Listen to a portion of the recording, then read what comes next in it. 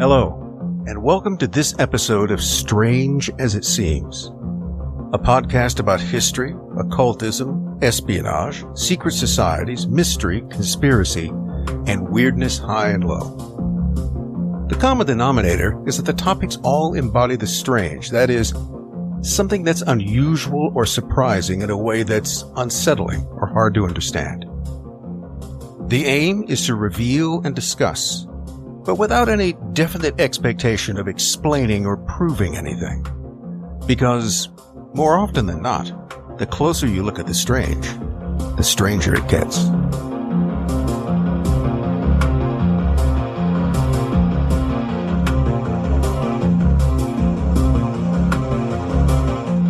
Welcome to another episode of Strange as It Seems.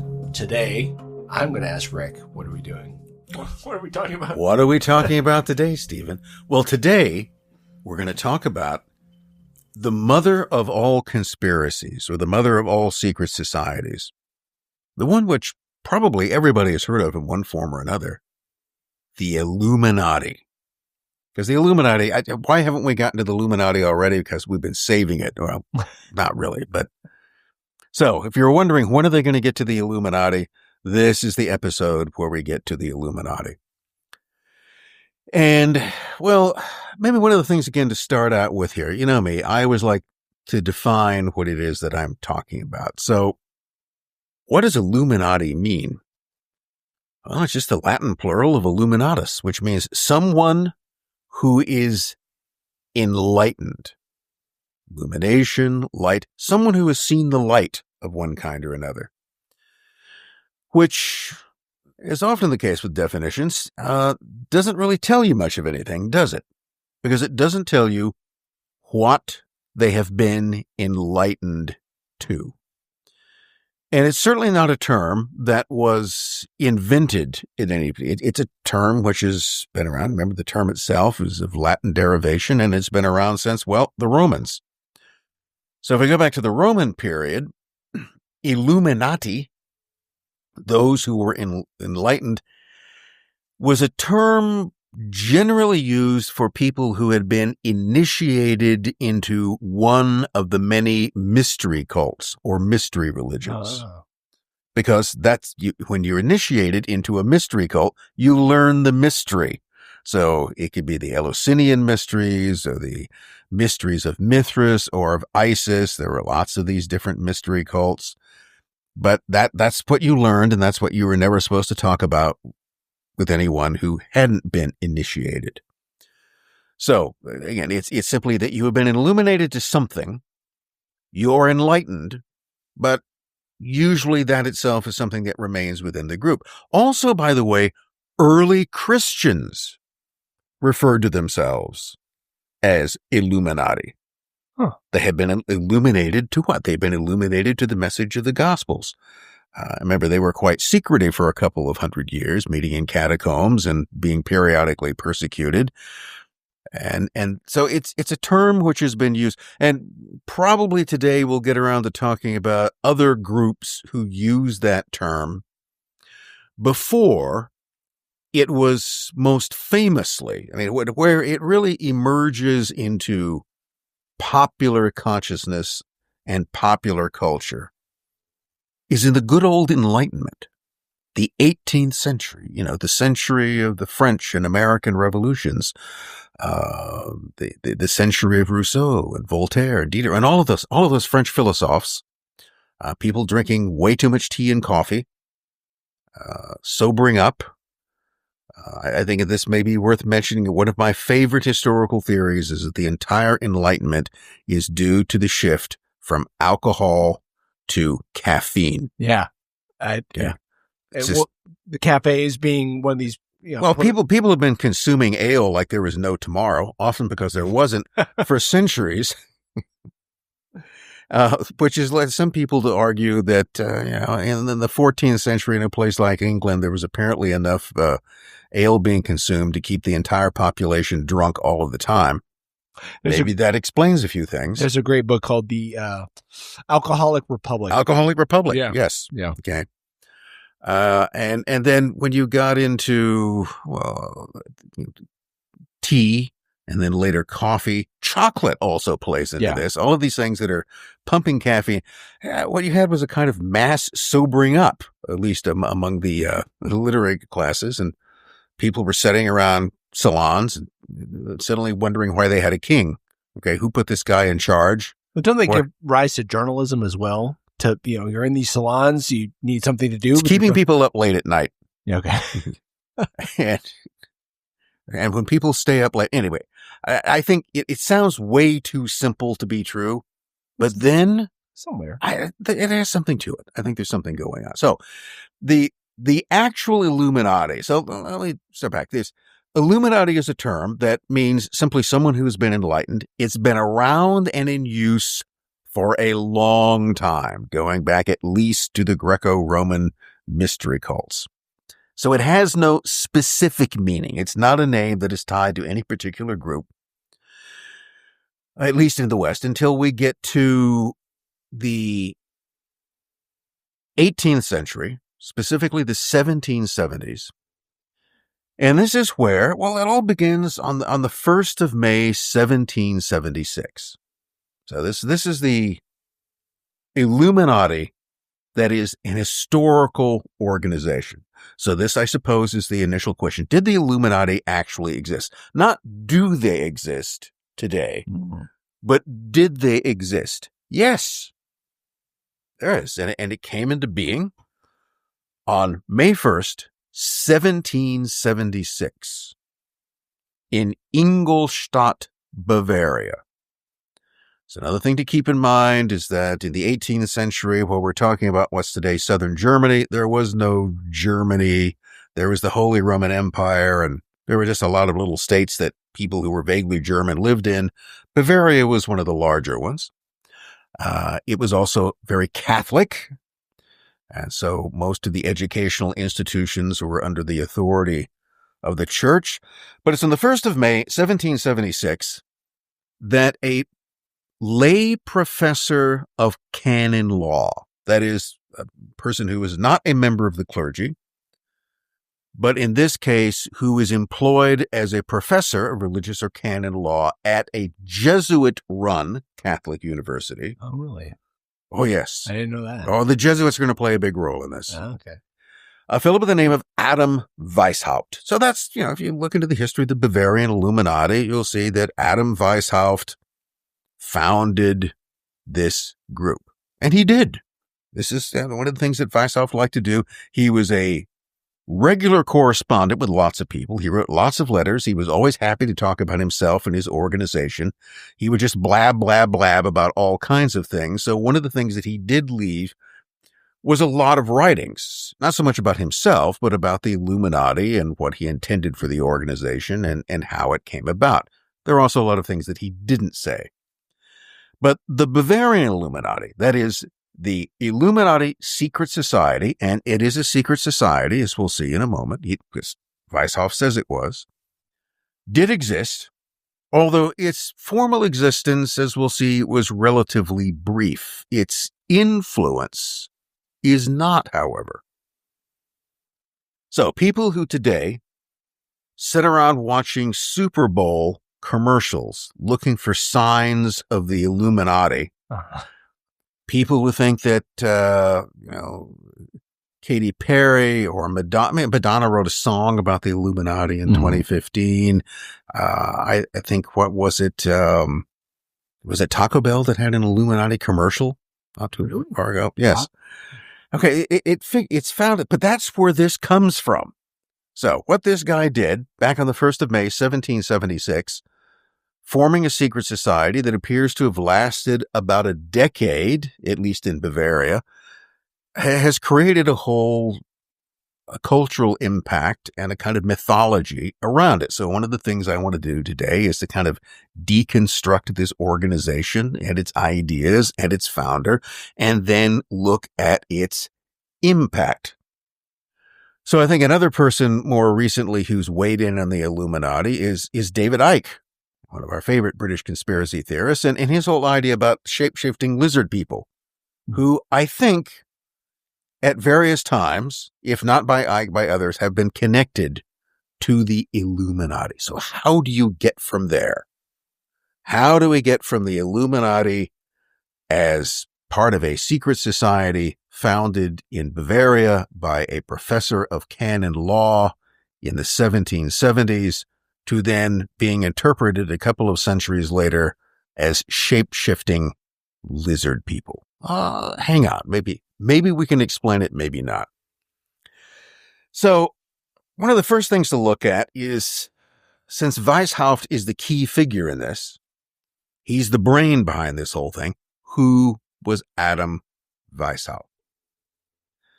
So, like I said, he was at least at the time of the founding of the group in 1776, was a professor at the University of Ingolstadt.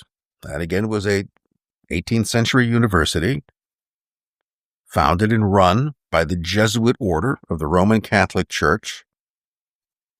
But his background is kind of interesting. He graduated from the university at the age of 15. Well, let me back up a little bit. Who was his daddy? That's one of the things you always like. Where did his family come from? I don't know anything about his mother. She seems to have expired early on. His father also, guess what, was a professor of law.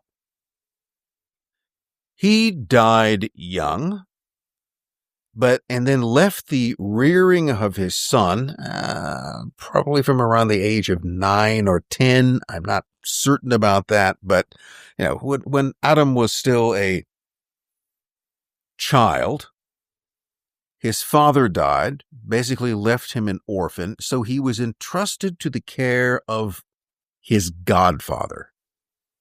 And his godfather, person who rarely gets mentioned, was a Baron Johann von Ingolstadt.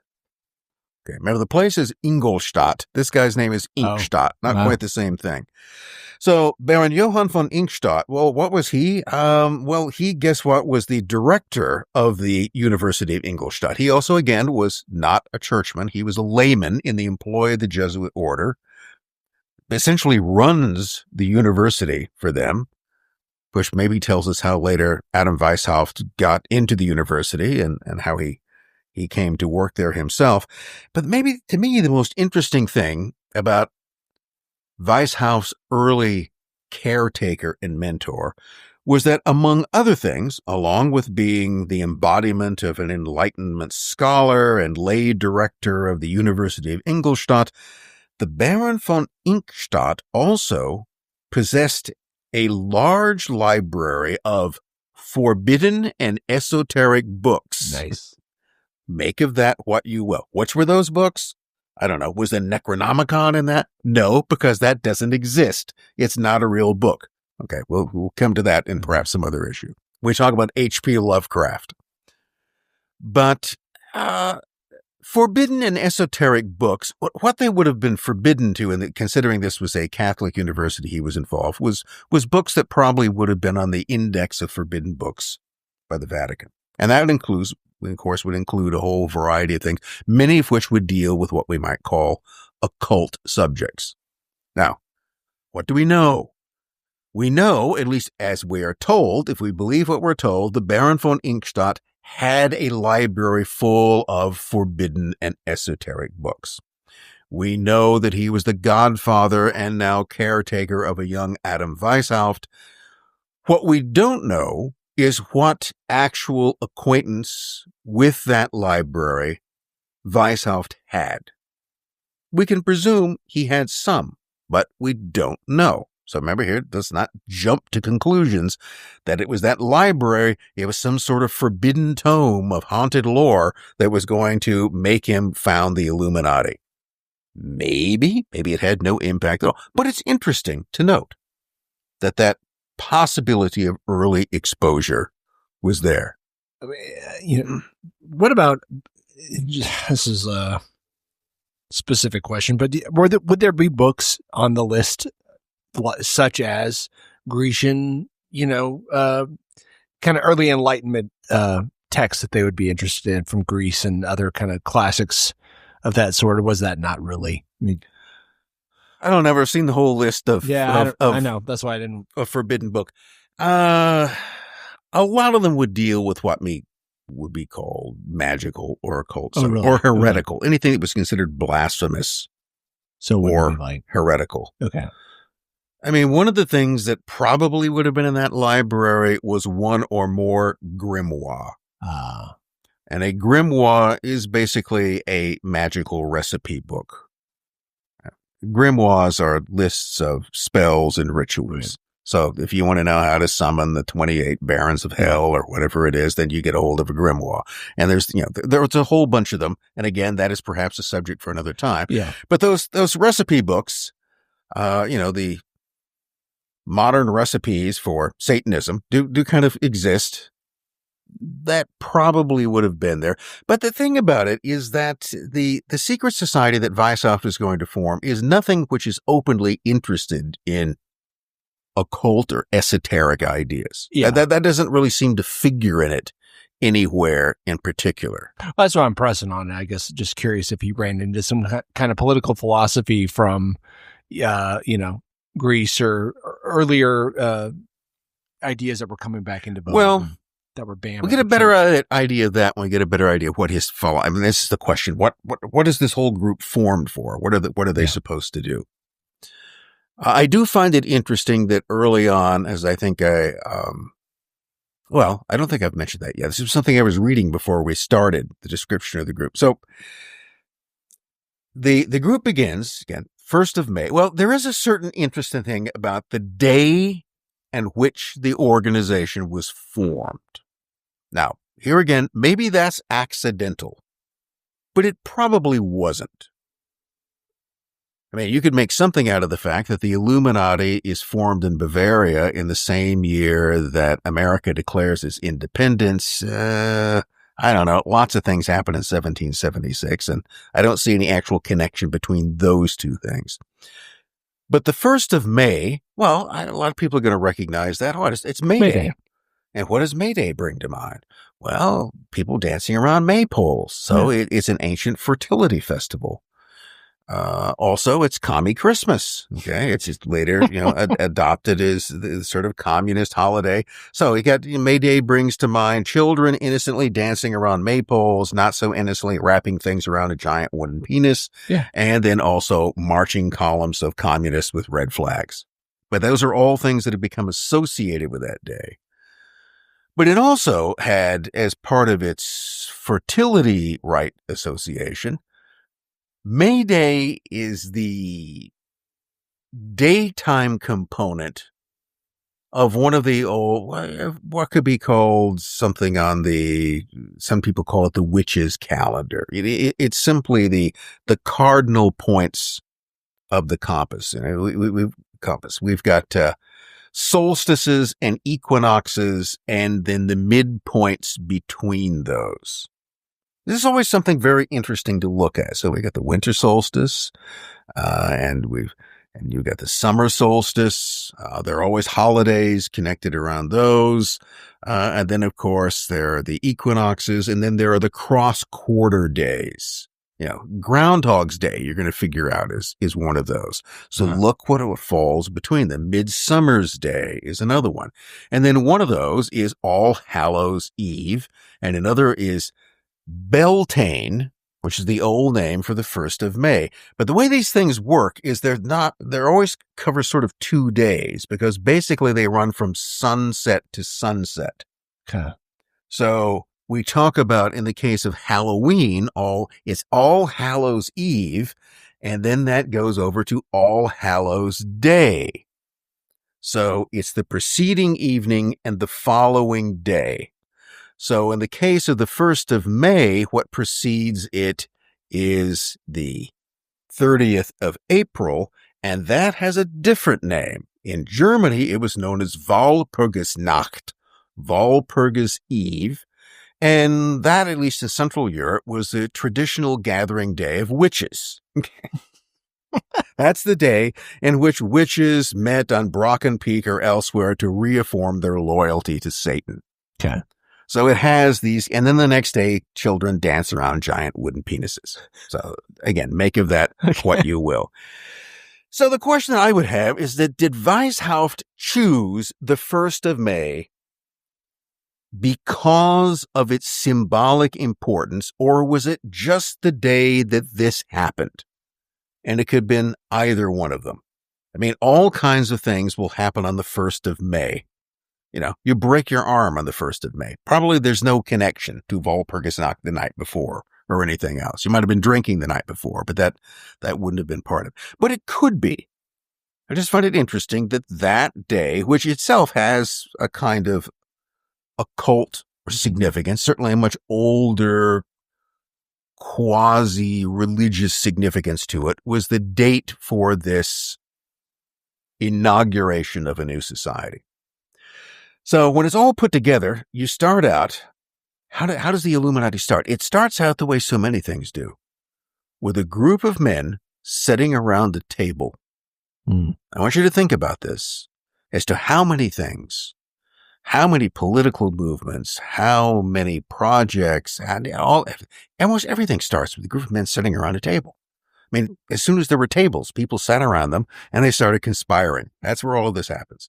American Revolution, pretty much plotted by men sitting around a table. French Revolution, Russian Revolution, name me a revolution that didn't begin with a group of guys, sometimes women, sitting around a table. So in this instance, it's Weishaupt and 4 others, 5 guys. The initial Illuminati. And one of their first things was, the way these things work is that, okay, guys, what are we going to call this? And the first name for the group was the Order of the Perfectibilists. The Perfectibilisten. And the reason that was chosen, because the idea, which we'll see sort of lurking behind this, is that what we're really doing here, what this whole society is going to be about, is finding the means to create a perfect human society. And in doing so, to perfect human beings. And therefore, we are going to become the first of this. We will be the perfectible. And again, keep in mind, this is very much an Enlightenment idea, right? Human beings are perfectible. We can improve human nature. Well, we always think we can, but this was an idea that in the 18th century seemed to make sense. Perhaps we've disproved that. Maybe not.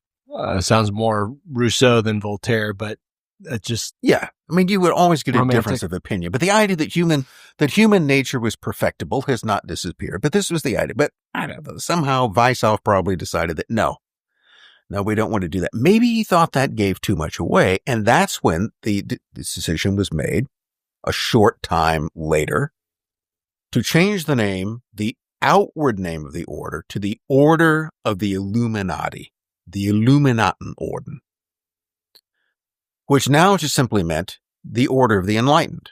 Remember the question always being, enlightened to what? I've got to say, though, that I've never been certain that the Order of the Illuminati is the true name of the organization. Because Weishaupt later on will make these comments about how our order is never to be known anywhere publicly under its own name. And yet publicly it used the name Illuminatenorden, which could mean that there was another name which existed. I think that's not a fact. That is simply a possibility that the true name of the organization is never said or written down. And that the Order of the Enlightened Ones is simply a cover for that. But the real question is, what do they want to do? Well, I said they wanted to perfect human nature and perfect human beings. And the idea, the essential concept here was that the ultimate goal of the order is to make men free and happy. Who doesn't want to be free and happy? But first, we have to make them good. Does it really say that? Yes. To make them so, we must first make them good. So, see, people aren't perfected yet. And our order will help perfect people. It will make them good, however you want to define that. And then once they are good, once we've got them where we want them, then we can make them free and happy. This doesn't sound like a lawyer to me. right? He's a professor. Hang on. Okay. One of the things we find about Weishaupt is that, among other things, he'll simply come right out and say that lies are generally better than the truth, because the truth gets complicated and messy and you give things away. So just tell people what they want to hear. Watch how this unfolds in terms of it. So, okay, that's what the proclaimed goal is. We're going to make men free and happy, but first we have to make them good. Now, step number 2. To accomplish this, we will institute pantheism for the higher degrees, atheism for the lower degrees and the populace, a communism of goods, women, and general concerns. I want to note that out. Women are included as a commodity in this, but hold on. We'll see. He'll change it. A communism of goods, women, and general concerns, the destruction of the church, the Catholic Church, and all forms of Christianity, and the removal of all existing human governments to make way for a universal republic in which the utopian ideas of complete liberty from existing social, moral, and religious restraint, absolute equality, and social fraternity should reign. So that's what we're going to do. We are essentially going to annihilate the existing religious and political order, and we will then substitute another one, which will free people. This is how they're going to be free. They're going to be free from social, moral, and religious restraint. They will engage in absolute equality and social fraternity. But then hang on, because one of the things that he's also saying here is that there's going to be an enlightened elite within this. Synarchism and all the, Well, it does. This idea comes up again. Okay, everybody's going to be free, right? But we at the top will determine exactly what that involves. So I want you, for instance, to keep in mind what I just. These are Weishaupt's own words about what we're going to do, how it's going to be complete fraternity. But then reconcile that with his statement that the superiors of Illuminism, because apparently there are superiors, are to be looked upon as the most perfect and the most enlightened of men. No doubt should be entertained even to their infallibility. Okay. So, we're all going to be equal and free, except some of us are. This is Animal Farm. Okay? This is right. If you want to keep. For someone who doesn't like the church, I mean, it sounds very similar, and And yet he's been schooled in everything he knows by the church. He is a professor of canon law, he has been schooled by Jesuits, but that also has a particular significance. So again, hang on, we'll get there. So. Weishaupt also wrote that the pupils, that is, the initiates into the order, are convinced that the order will rule the world. Every member, therefore, becomes a ruler. We all think of ourselves as qualified to rule. It is therefore an alluring thought to both good and bad men. Therefore, our order will prosper. So what he's saying here is that it appeals to people's vanity. Yeah. The whole organization appeals to people's vanity because, and the other thing to keep in mind is that who gets recruited into this? So the whole thing starts out with 5 men. In the space of 8 or 9 years, it grows, by 18th century standards, rather remarkably. So nobody knows exactly how many people were ever initiated into the Illuminati. There is a researcher by the name of Terry Melanson, who has written, if you're interested in the Illuminati, I would suggest, if you want to read something factual about the Illuminati, you might want to check out his Order of the Perfectibilists, which is essentially a kind of biographical dictionary of the identified members. There are roughly 450 of them. Now, there were more than that. Other estimates go from maybe 1,000 to 2,000. Probably not much more than that. So we're talking about anywhere from several hundred to a couple of thousand, which doesn't seem like much. But Remember, this is an organization that could go from 5 to maybe 1,000 or 2,000 members within a few years in the 18th century. And for which remember, there's no internet to spread this. This would always be by person-to-person contact. One person being approached by another and brought in. The fastest you're going to get information around is by letters. So to me, actually and this is supposed to be a secret organization that is highly selective. So that actually is relatively rapid growth. So who did they recruit? Who did they target? Not ordinary people. Okay, so one of the things you find out about Weishaupt and his Illuminati is that they're not interested in farmers or candlestick makers or common people. They're not interested in common people. They will make an appeal to common people, but they're not interested in them. So if you look through that list of 450 known, and the reason they're known is because they usually admit it.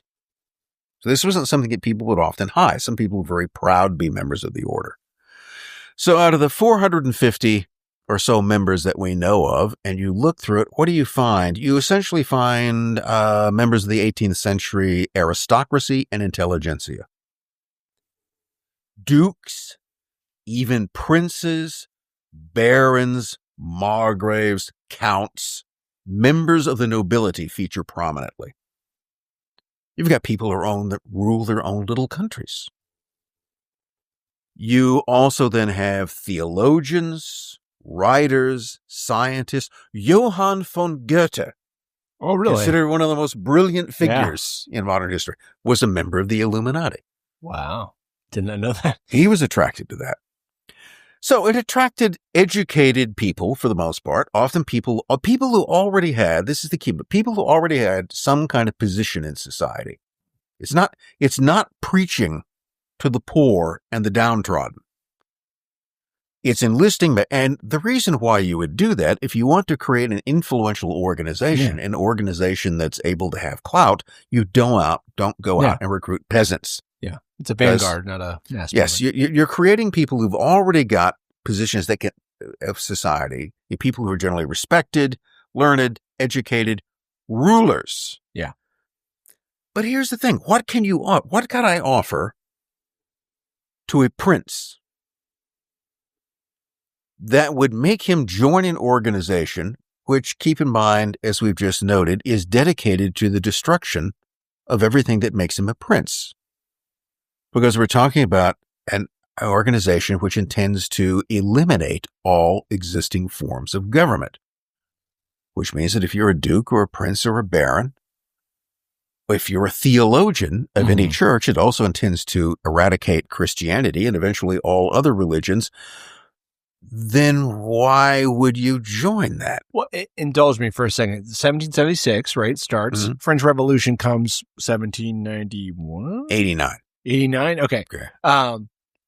So I'm imagining just the locality. Is there fervor happening? I mean, are these princes amenable to the idea that there is going to be a great equality of men and therefore they want to cast off? Because, I mean, you have so many rich people who are part of the... Well, it's like later on, when we get to the 20th century, it's not unusual to find, people who are the sons and daughters of capitalism or capitalists themselves becoming communists. Right. Okay, that's not an unusual thing.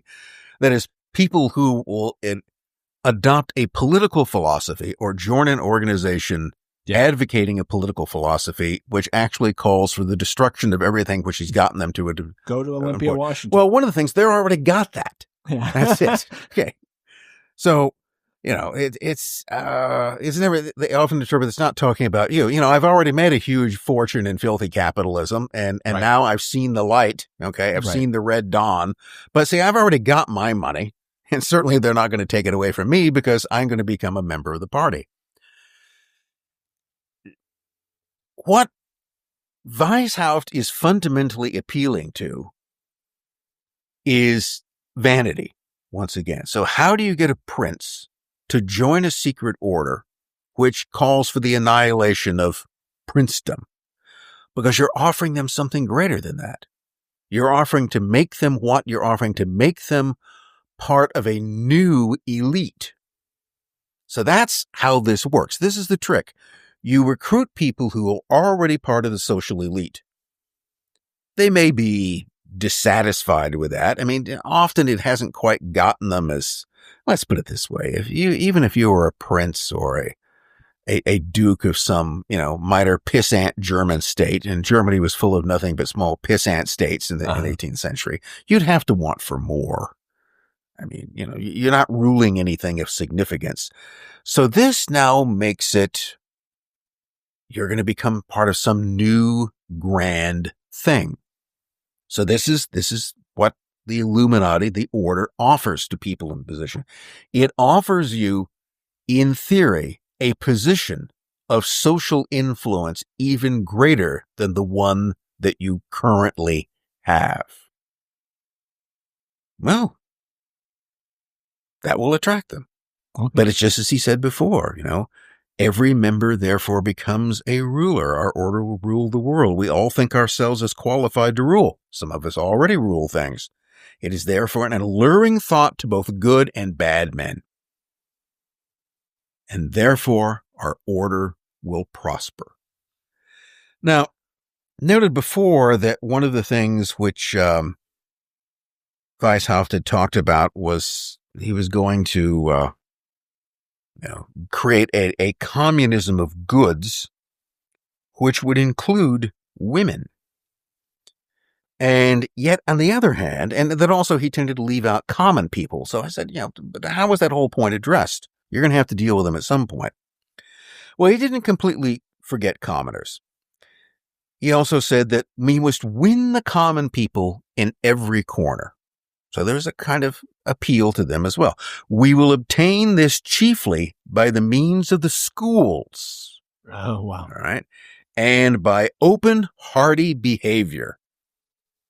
And we'll appear, we'll pretend like we're equals to them. Oh, we're going to respect the bronze steel workers of Pittsburgh, Pennsylvania. We have nothing but great respect for you. Or we'll pretend that we do.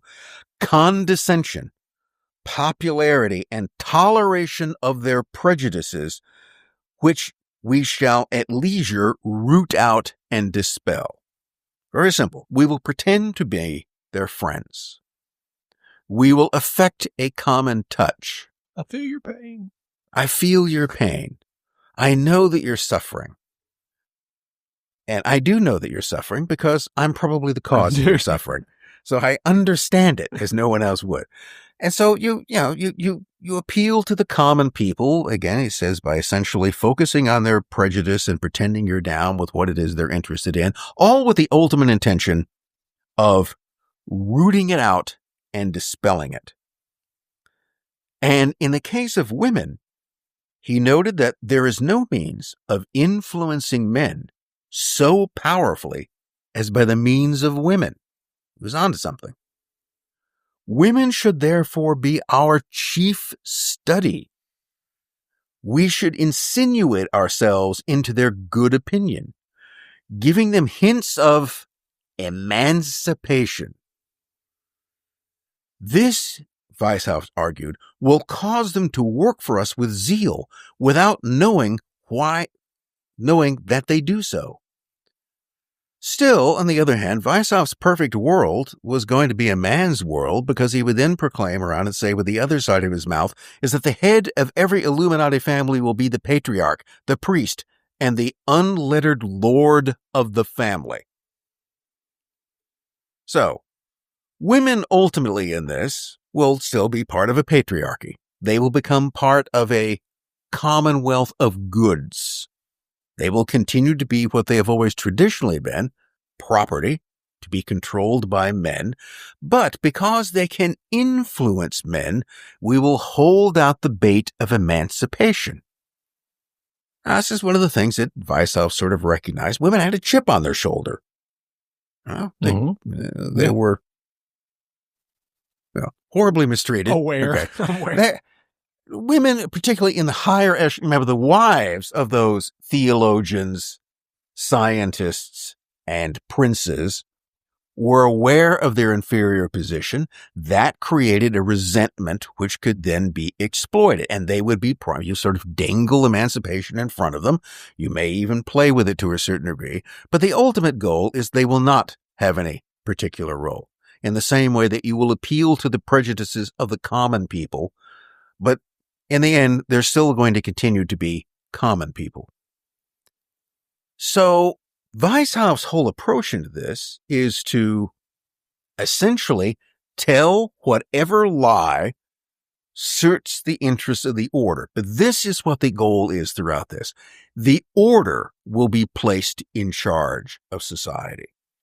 There will be a new nobility, the enlightened ones, whose authority is never to be questioned. But keep in mind, there's absolutely nothing democratic about this. So you notice the kind of seeming inconsistency. Everyone's going to be happy and free under the authority of the order. It just seems like every totalitarian order or scheme, I guess, of the 20th century, which I don't know if those are modeled off of this, or if that's that's an interesting. But this is the kind of genius of the whole thing. It's ultimately just about creating a special group of people who will declare themselves the enlightened, and then through different means, through gaining control of education, it smacks a bit of what we were talking about in the last episode, doesn't it? Yeah. The protocols of the learned elders of Zion. Now remember, that's just a kind of laundry list of ways that we're going to undermine the existing order and gain control of society. So just leave aside for that it has anything to do with Jews or Freemasons or the rest of it. And keep in mind that Weishaupt, 200 years earlier, is actually talking about something which is very much the same. We will simply appeal to the different groups in society and get them to go along with it. He thought, for instance, there was a great emphasis to be placed upon the recruitment of theologians, not Catholic ones. He really doesn't like the Catholic Church, but Lutheran and Calvinist theologians. Why? Because they gave respectability to the organization. They had influence over other people. Now, why would you want to involve a Lutheran priest? Because that Lutheran priest is addressing people every Sunday in church. He holds sway over the common mind. And you can also appeal to him in his anti-Catholic. You appeal to whatever sort of prejudices people have in order to effectively control them. Now, you can call this Machiavellian. It is. You can call it evil. It's a tough word to define, but that may be part of it as well. But it is diabolically clever. And the thing is that Weishaupt is completely unapologetic about this, because his idea is that this is simply how you get things done. You tell people what they want to hear, you win their confidence, and this is all to bring them into a new system where their position will never actually change. I mean, even the people at the top, even the guy that was a prince who will now become a prince of the Illuminati, his position he's still administrative middle management, however you look at it. Yeah. Because lurking behind all of this is the idea that somewhere there's this group of unknown superiors that the whole order answers to. The ones represented. Well, what are the symbols of the organization? On the one hand, the main symbol of the organization is the owl of Minerva, the owl of Athena, because Athena is the goddess of wisdom. Yeah. And so a little owl, that was one of the things that would be used as a symbol of the group. But there was another one, which was a dot inside a circle. You run across that every now and then. Just a circle with a dot in the middle of it. What's that? What's a dot in the middle of a circle? Is it an eye? Well, for the purposes of the Illuminati, it is. It's the all-seeing eye. All-seeing eye of what? All-seeing eye of providence, all-seeing eye of God, all-seeing eye of Horus. No, it's the all-seeing eye of the unknown superiors. The unknown superiors who watch over all that we're doing. The unknown superiors that theoretically even Adam Weishaupt himself is subject to. And here's the question. Is this some other just bullshit story he's making up? Is he just sort of creating some sort of idea that there's this higher group of unknown superiors? Maybe magical beings, maybe they're divine, maybe they're not divine. We don't know because we never see them and we never hear from them. Yeah. They just watch over it and they give orders, through the Grand Master of the Order, who is who? Weishaupt. Right. He's the guy who's in charge of this, but he claims that there's someone above him. Now, an interesting thing to look at, we described that who the order tends to recruit, people of education and influence, and there are a series of initiations and levels of initiation they go through. Because one of the things that Weishaupt did right away, in fact, within a year of founding the order and calling it the Order of the Illuminati, he became a Freemason. Now, he wasn't a Freemason before. So I think we said in other episodes, Freemasonry in the 18th century kind of takes off, and people are found in Masonic lodges everywhere, and it takes all kinds of forms, and there's no original form of it. It's simply something that many of these oath-bound fraternal orders that were popping up right and left across Europe and even into the Americas was the name which they used. What they all did was that they selectively recruited and swore people to secrecy and made them pass through a series of initiations and levels. Well, Weishaupt thought that was a good model to have. But why did he think it was a good model? He basically thought that Freemasonry, he described it as a frivolous business. Right? There was nothing really serious about it, but he appreciated the keenness and zeal of Freemasons as members and the way their lodges were knit together by the secrecy of their union.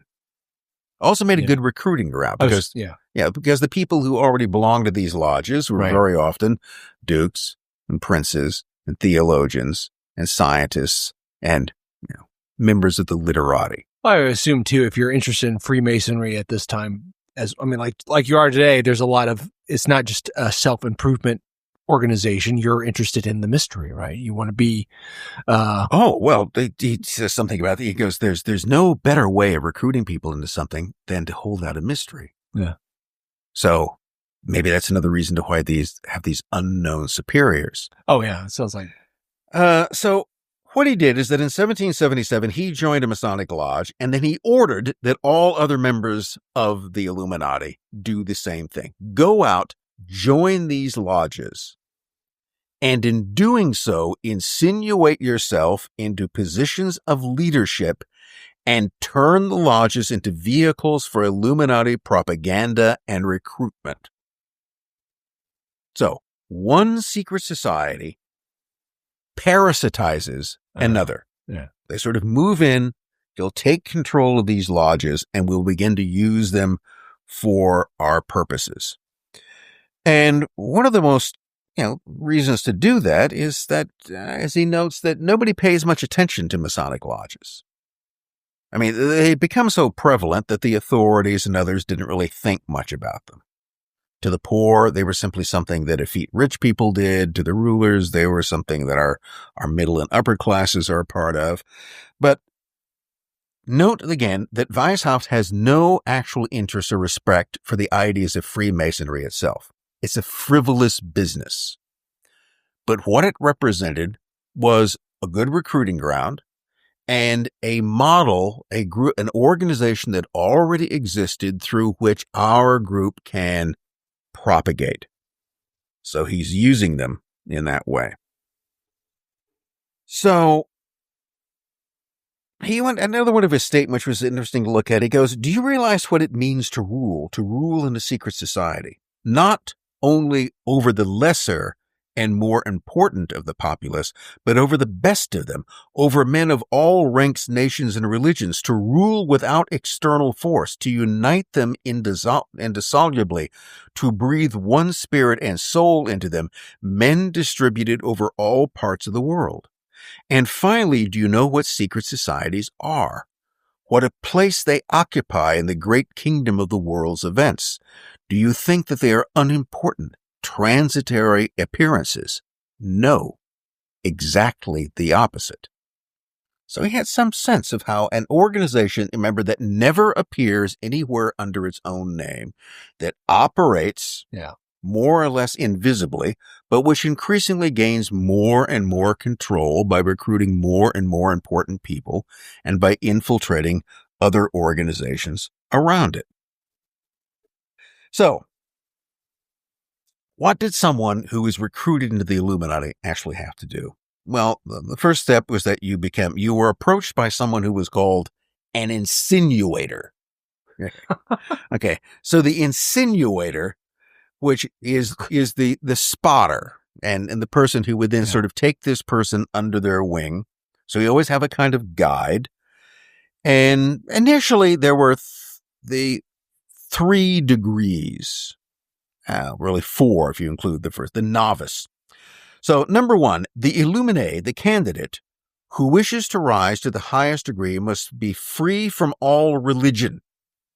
Okay, so you can be a theologian, but you can't actually be what Weishaupt called a religionist. That is someone who was an actual believer. Yeah. You could wear the cassock, you could preach the sermons, but you have to give up all this religious stuff. That's what a religionist was, simply a man who actually has any religion. And will never, anyone who does will never get into the higher degrees. They also have to accept the patet exitus, or the doctrine of suicide, which means that if the order tells you for some reason you need to kill yourself, you have to be willing to do that. Wow. So if you got any qualms about offing yourself and the orders of the order, we don't want you as a member. And you must also then accept the maxim, the end sanctifies the means. Did he really write all this? Yes. Gee. Okay. And he's not shy about this. He's not hiding it. It's hard to believe because it just seems like, really? Somebody would actually... Well, part of this is because all of these doctrines and much of the correspondence will later become exposed. That's one of the reasons the group will get banned, because the elector of Bavaria began reading this and going, what? This is going on? This must be stopped. Okay, well, not as easy said as you might assume. The end sanctifies the means. So there's another traditional way of putting it. To the pure, all things are pure. Which means if you believe that your cause is pure, if it represents good, then all things done in its service must be good. Where on earth would he have gotten that idea from? The Jesuits. Yeah. Well, we'll look into that as well. The end sanctifies the means. The welfare of the order will be a justification for calumnies, poisonings, assassinations, perjuries, treasons, rebellions, in short, for all that the prejudices of men lead them to call crimes. So you got to be willing to kill yourself. You have to be willing to lie, cheat, murder, and steal, at the very least. 4, one must be more submissive to the superiors of Illuminism than to the sovereigns or magistrates who govern them. And he that gives the preferences to sovereigns or governors of the people is useless to us. Honor, life, and fortune are all to be sacrificed to the superiors. The governors of nations are despots when they are not directed by us. Okay, if they are directed by us, they're okay. They're enlightened despots. If they're not directed by us, they're just tyrants. They can have no authority over us who are free men. We are free, apparently as superiors, because we are beholden to no one else. But everyone else in the order is beholden to us. And then finally, 5, the love of one's prince and of one's country are incompatible with the views of an immense extent, with the ultimate ends of the order, and one must glow with ardor for the attainment of that end. And again, perhaps to restate it, the superiors of Illuminism are to be looked upon as the most perfect and most enlightened of men. No doubts are to be entertained even to their infallibility. So this is the creation of a new elite to replace the old one. So you can't be loyal to anything else. You cannot hold religious views. You can practice religion, you can preach religion, but you cannot actually believe in it. You cannot have any loyalty to anything but the order. So, I just mentioned the fact that this whole idea of the ends justifies the means. So let's go back to his origins as a lay employee, a lay legal professor for the Jesuit order, and also look at some other interesting things that were going on at the same time. So the Jesuit order, I don't know, how much do I have to explain that? They run Notre Dame. You'll notice that they are connected with a lot of Catholic religious institutions because the Jesuits came into being. Their founder was a fellow by the name of Ignatius Loyola, Okay. Spanish nobleman and soldier who had a religious vision and decided to form what he called the Society of Jesus, the Jesuits. This was during the Reformation in the 16th century.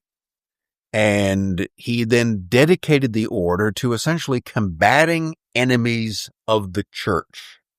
So the Jesuits rather quickly became a militant order, which really became the kind of shock troops of the Counter-Reformation. They also were very active in sending out foreign missions. So you find that the Jesuits often led missions to places like China and Japan and the Middle East, to the courts of Kublai Khan, and then also in the Spanish and Portuguese colonial empires. So we're kind of dropping this in here. This isn't added on, but I think it will add to the story. So remember we were saying that early on that Illuminati is a term that had been used many times before. It just means the enlightened. So here's an example of that. There are other ones.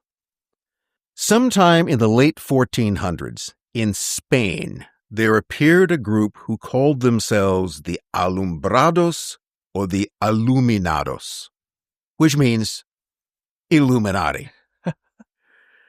They first show up in being mentioned by the Spanish Inquisition around 1492, and they were said to have come to Spain from Italy. They were suspected by the church of being an offshoot or a survival of the Cathars. Wow. Okay, which was, that's a whole thing, maybe another kind of episode. But the Cathars were a heresy that had given the Catholic Church a lot of trouble a few centuries before. And supporting that notion, or what apparently encouraged the Inquisition to believe it, was that the Alumbrados rejected the Catholic Church priests and sacraments, like the Cathars. They also followed masters who claimed to receive visions and had conversations with angels and saints. Now, these Spanish Illuminati sought mystical knowledge, but most importantly, a state of sinlessness, which came through an ecstatic union with God. Now, once you attained your ecstatic union with God, you could indulge your lusts and other desires all you wanted without committing actual sin. You had attained a state of sinlessness. To the pure, all things are pure. Now, that, of course, led to claims that the whole thing was a cover for a satanic sex cult. The Inquisition eventually jumped in and finally banned the Alumbrados completely in 1525. Now, here's an interesting point. One of the people who was arrested and questioned about his connection with the Alumbrados, these early Illuminati, was Ignatius Loyola, who would then later go on to found the Society of Jesus, the Jesuit order. So the guy that would found the Jesuits, the order that would school and train Adam Weishaupt, the creator of the Bavarian Illuminati, in his early life had been the member of a heretical cult called the Illuminati. Or at least he hung out with them. It's not clear. He had an association with them. I don't know. Maybe that's just a coincidence, or maybe it wasn't. The Jesuit order had at its head its own grand master, or the general superior, who was the head of the order. And the order attained great influence among the Vatican. Also, it attained great wealth. They sort of became, without drawing out an exact parallel, the Jesuits, starting out of the 16th century and going through the 17th, and by the 18th century has attained power and wealth beyond that of any other of the orders in the church. And that made many of those orders jealous. And therefore, some might argue that they had become the Enlightenment equivalent of the Knights Templar. Guys who, back in the 14th century, got themselves into trouble, arguably because they had become heretical and too powerful, and they had amassed a lot of wealth and created jealousy. So there are some parallels between the two. So the Jesuits, people even within the church who didn't like the Jesuits argued that they were a power unto themselves. They didn't really respect papal authority, that they viewed their leader as their general in command as the Black Pope who sort of ruled his church within a church. And that opposition continued to mount. And in 1773, 3 years before the founding of the Illuminati, a very short period of time, Pope Clement XIV banned the Jesuit order. Now, in fact, they'd been getting kicked out. I think as early as 1759, they were banned in the Portuguese Empire. And then they would be banned in Spain, and then in France, and then in many areas of Germany and Central Europe. And so finally, in 1773, the Pope himself banned the order, and they would remain banned until 1814, when they would be restored to the full bosom of the church. But this is the kind of exile of the Jesuits. So the Jesuit operations get seized, their property is taken, and part of this is that they had huge sort of areas of land that they governed in the colonial empires, particularly of Spain and Portugal, and those crowns took all of that. But of course, just as with the Templars, the order is not destroyed. The Jesuits are not rounded up and killed. And this also happened in Bavaria. So what happened is that in 1773, well, to give a little background to this, I think that Weishaupt himself, doubtless with the help of his mentor, the Baron von Ingolstadt, entered the University of Ingolstadt to study law at the age of 15. At the age of 20, he received a professorship at the university. See how easy it was in those days. And so now this is why at 28, this is a fairly young man, he is already. So what happens when in 1773, so he's actually a professor from around 1768. So what happens when the Jesuit order is banned? Well, now, under the Bavarian crown, the University of Ingolstadt is turned over to its lay faculty and officials.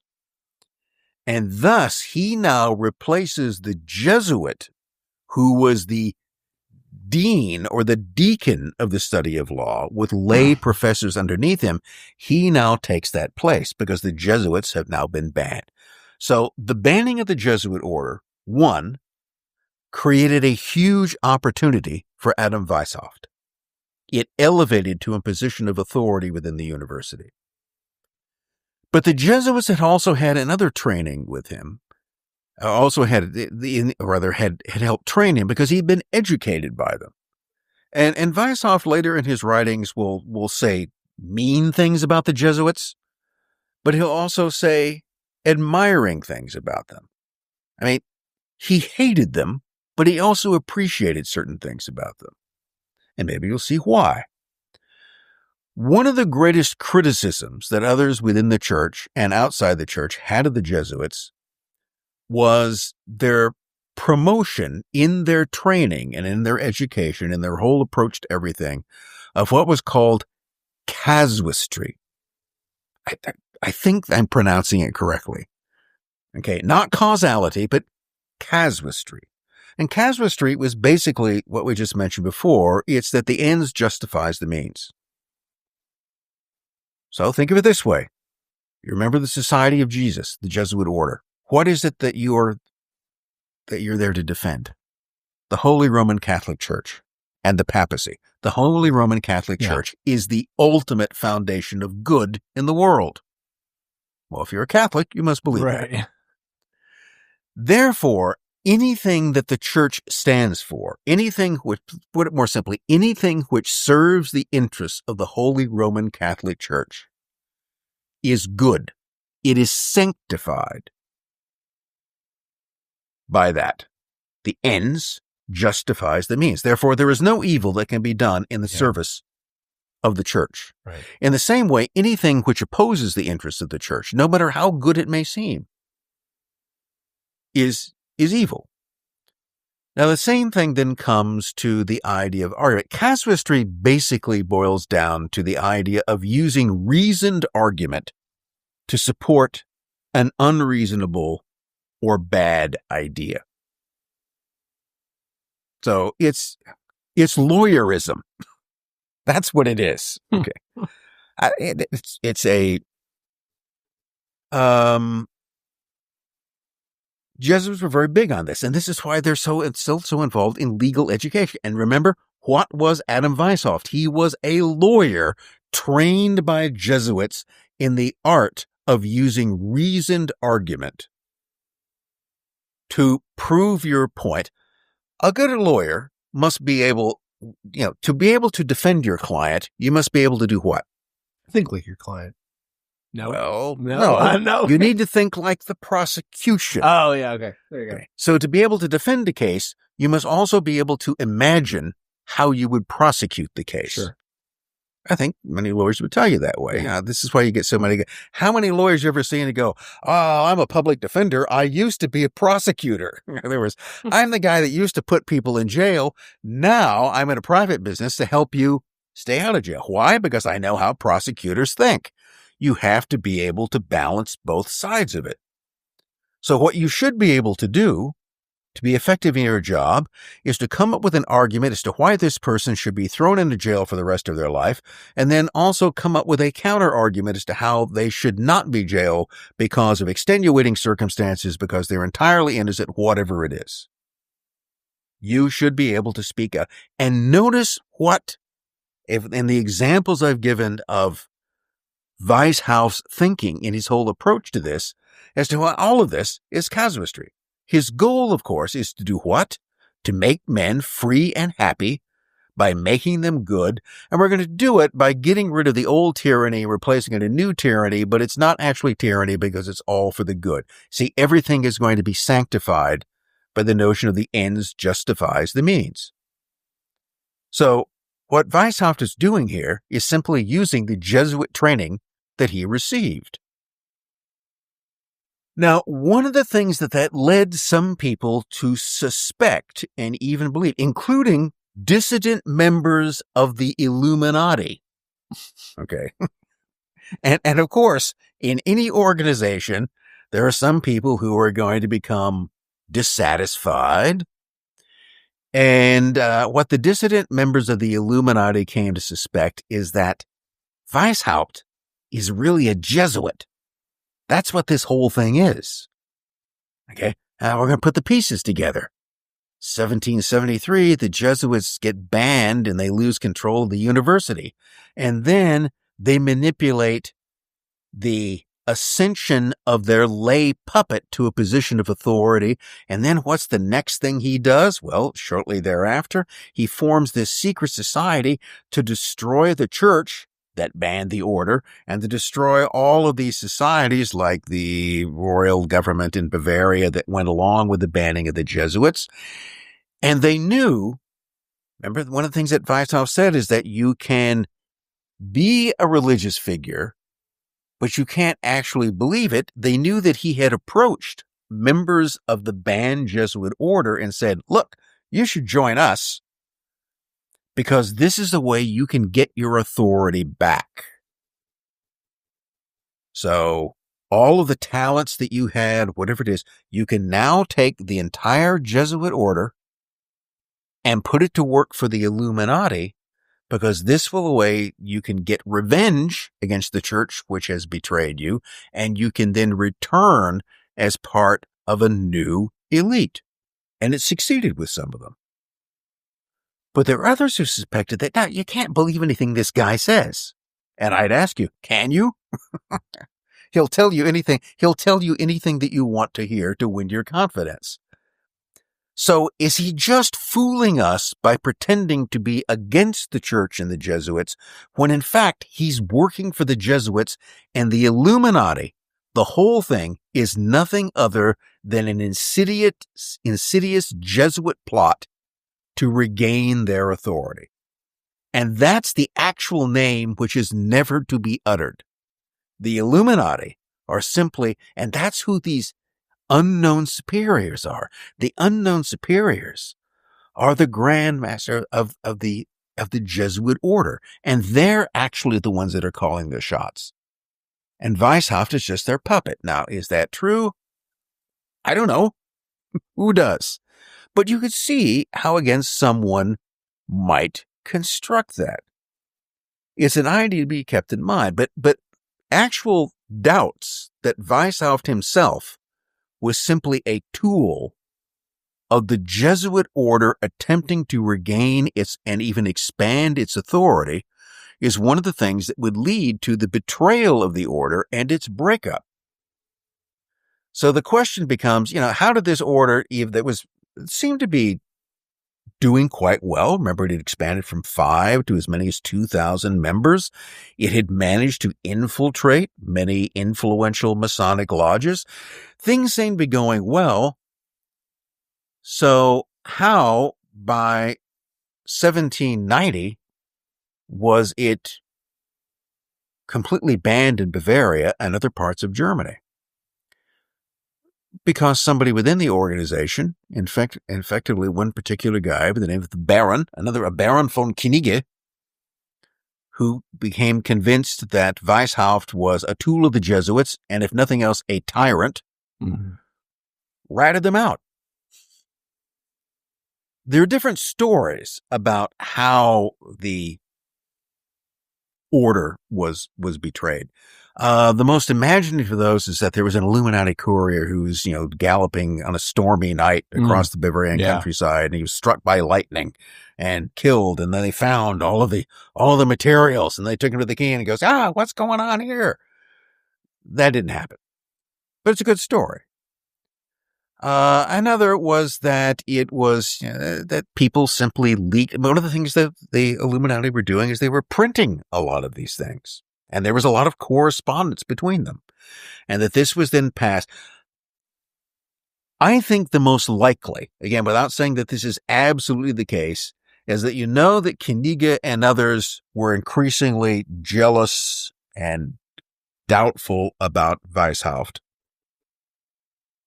I think that they went to the Bavarian authorities.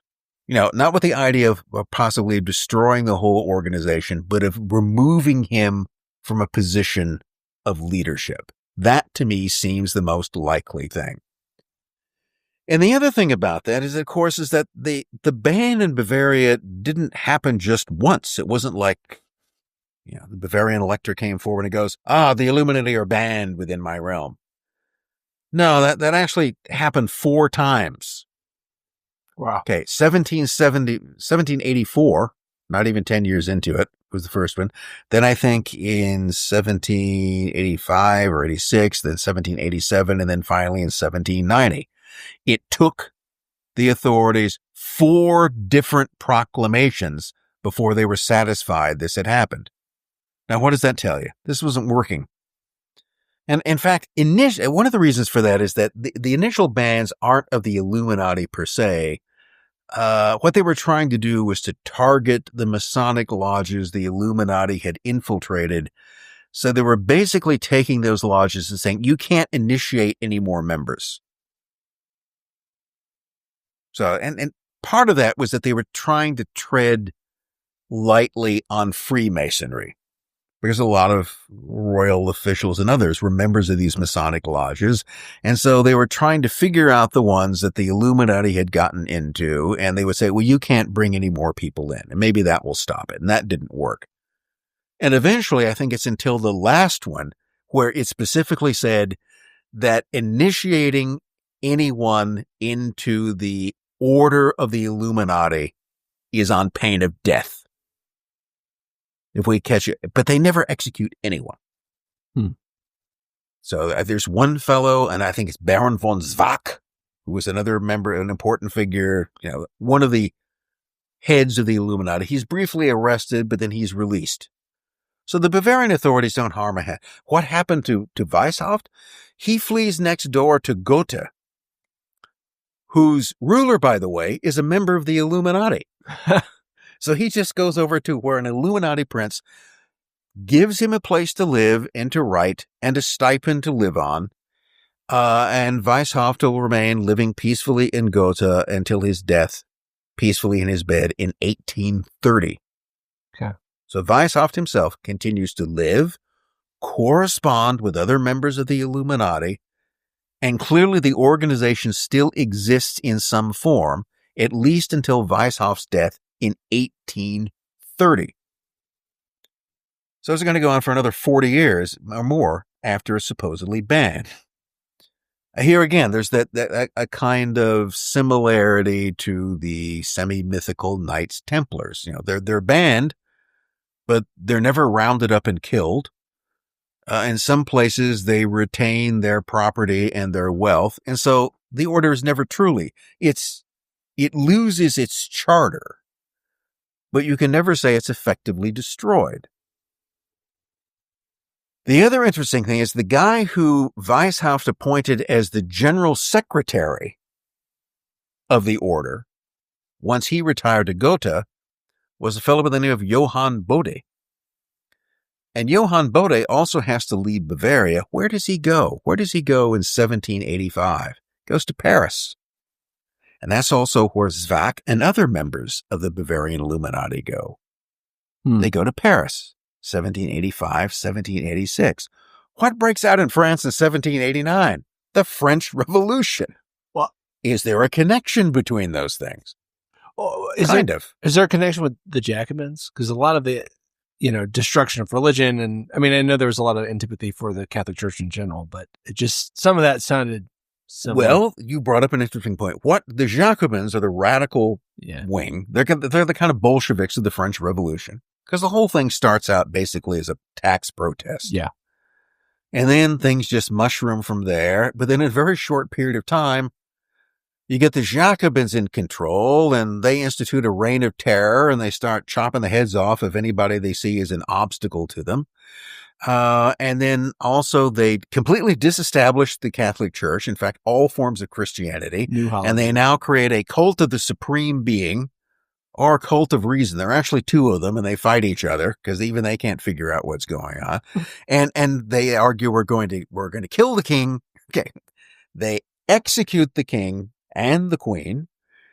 They disestablish Catholicism and all other forms of religion. And so, would Adam Weishaupt be displeased by what they were doing? Whether they knew it or not, they seem to have been carrying out the kind of Illuminist agenda. Is that an accident? I don't know again. But I would say that it wouldn't be completely unreasonable. I don't think it's crazy to assume that, all right, well, they get kicked out of Bavaria. The primary leaders go to France, and within a few years, there's a revolution that quickly turns radical with people now executing monarchs and de-Christianizing France. Well, the first thing I thought about too, earlier when I brought that up, was the Paris Commune in 1871. Who's there? Marx and Bakunin, right? So Bakunin's writing all this stuff from 1840 onward. He's a way aside Russian noble, so on and so forth. Or no, he's not a noble. He's a son of a bureaucrat, which was a small deal. But point is, they were there because a lot of the Paris Commune kind of not prefigures, but it follows a lot of the things that they had been talking about. So it just made me curious if there's some kind of reflection going on, or if it's just a milieu that's, milieu. There's right. that word again. Yeah. Well, it's interesting you should mention that, because Is Bakunin a illuminist? Maybe. Okay. We'll have to see how this kind of plays out.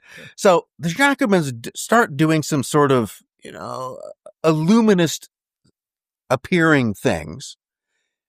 Robespierre doesn't seem to have any connection to it, but where the influence of the Illuminati and the French Revolution, remember, one of the things they do is they always operate through Masonic lodges. Yeah.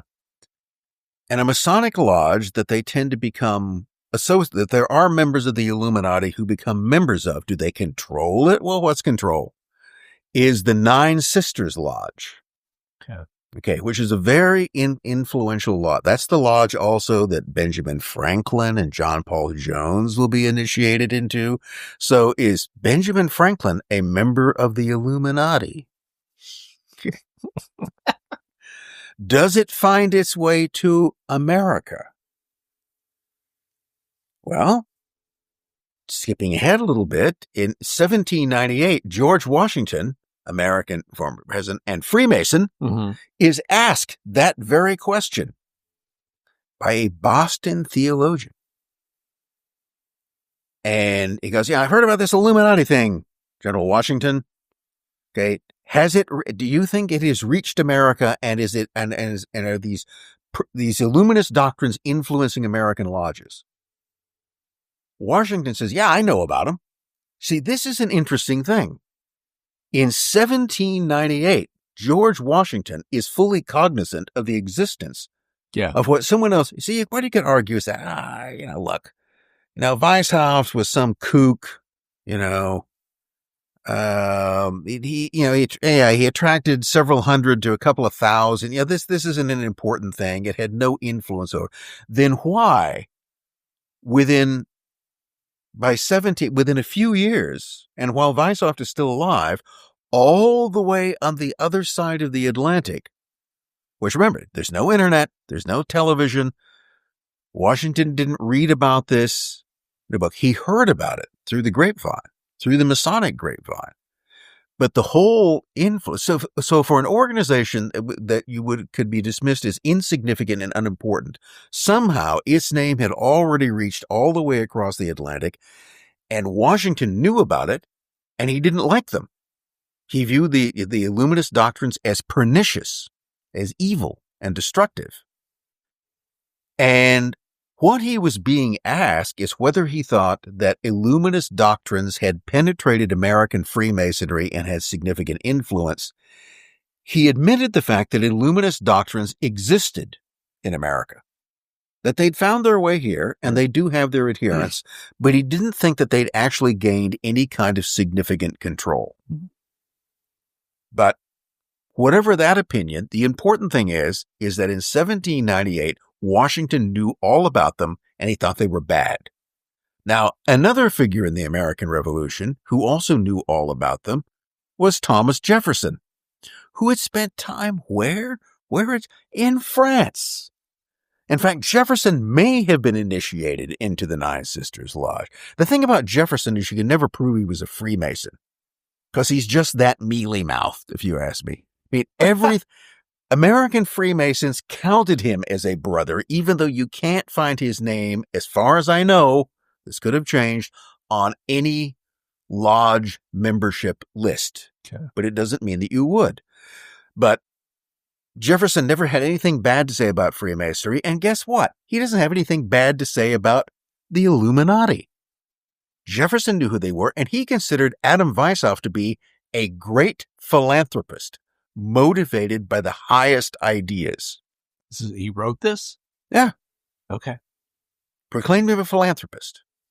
So Jefferson looked at the same stuff, and this seems like a great idea. Well, Jefferson, is that big deist, right? He wrote the miracles of Jesus Christ, or what's the teachings of Jesus Christ or something, took out all the miracles and stuff, right? Huh. So he wouldn't be opposed to this at all, but apparently not. Now, the question is how much Illuminist stuff. Yeah. I almost said shit, but okay. How much Illuminist shit did Jefferson read? Don't know. But what he did see of it, he really liked. So you kind of got the Tweedledee and Tweedledum of the American Revolution right there. And so Washington thinks they're bad. Jefferson apparently thinks, this kind of sounds okay. So what's being circulated? I don't know if we covered that as far as Illuminist information. There were various tracts that were published. I mean, most of these doctrines were written down. Some of them were actually printed and disseminated among members. They weren't supposed, you wouldn't, although one of the other things that Weishaupt talks about is that in addition to Masonic lodges, the other great way of spreading their doctrines was through subscription libraries and reading societies. Okay. So find a bunch of people who like to get together, book clubs. Yeah, basically. Okay. Yeah. Okay. So you got a bunch of eggheads that like to get together and talk about books. Well, those people could be influential, and we want to turn them to our views. So we'll get in and, maybe we'll say, I got this book. You might want to look at it. It's a secret book you can read. So the Bavarian Illuminati weren't really trying to hide their existence all that much. Again, I think the real name of the order is never really uttered. Illuminati doesn't, the question is always, what are you illuminated to? And this is one of the reasons why it wasn't difficult. I mean, I don't think you had to have a bolt of lightning come from heaven and strike down a courier for these documents to fall. And the other thing is that Weishaupt is a voluminous correspondent. He's writing about these things. He's not shy about talking about them.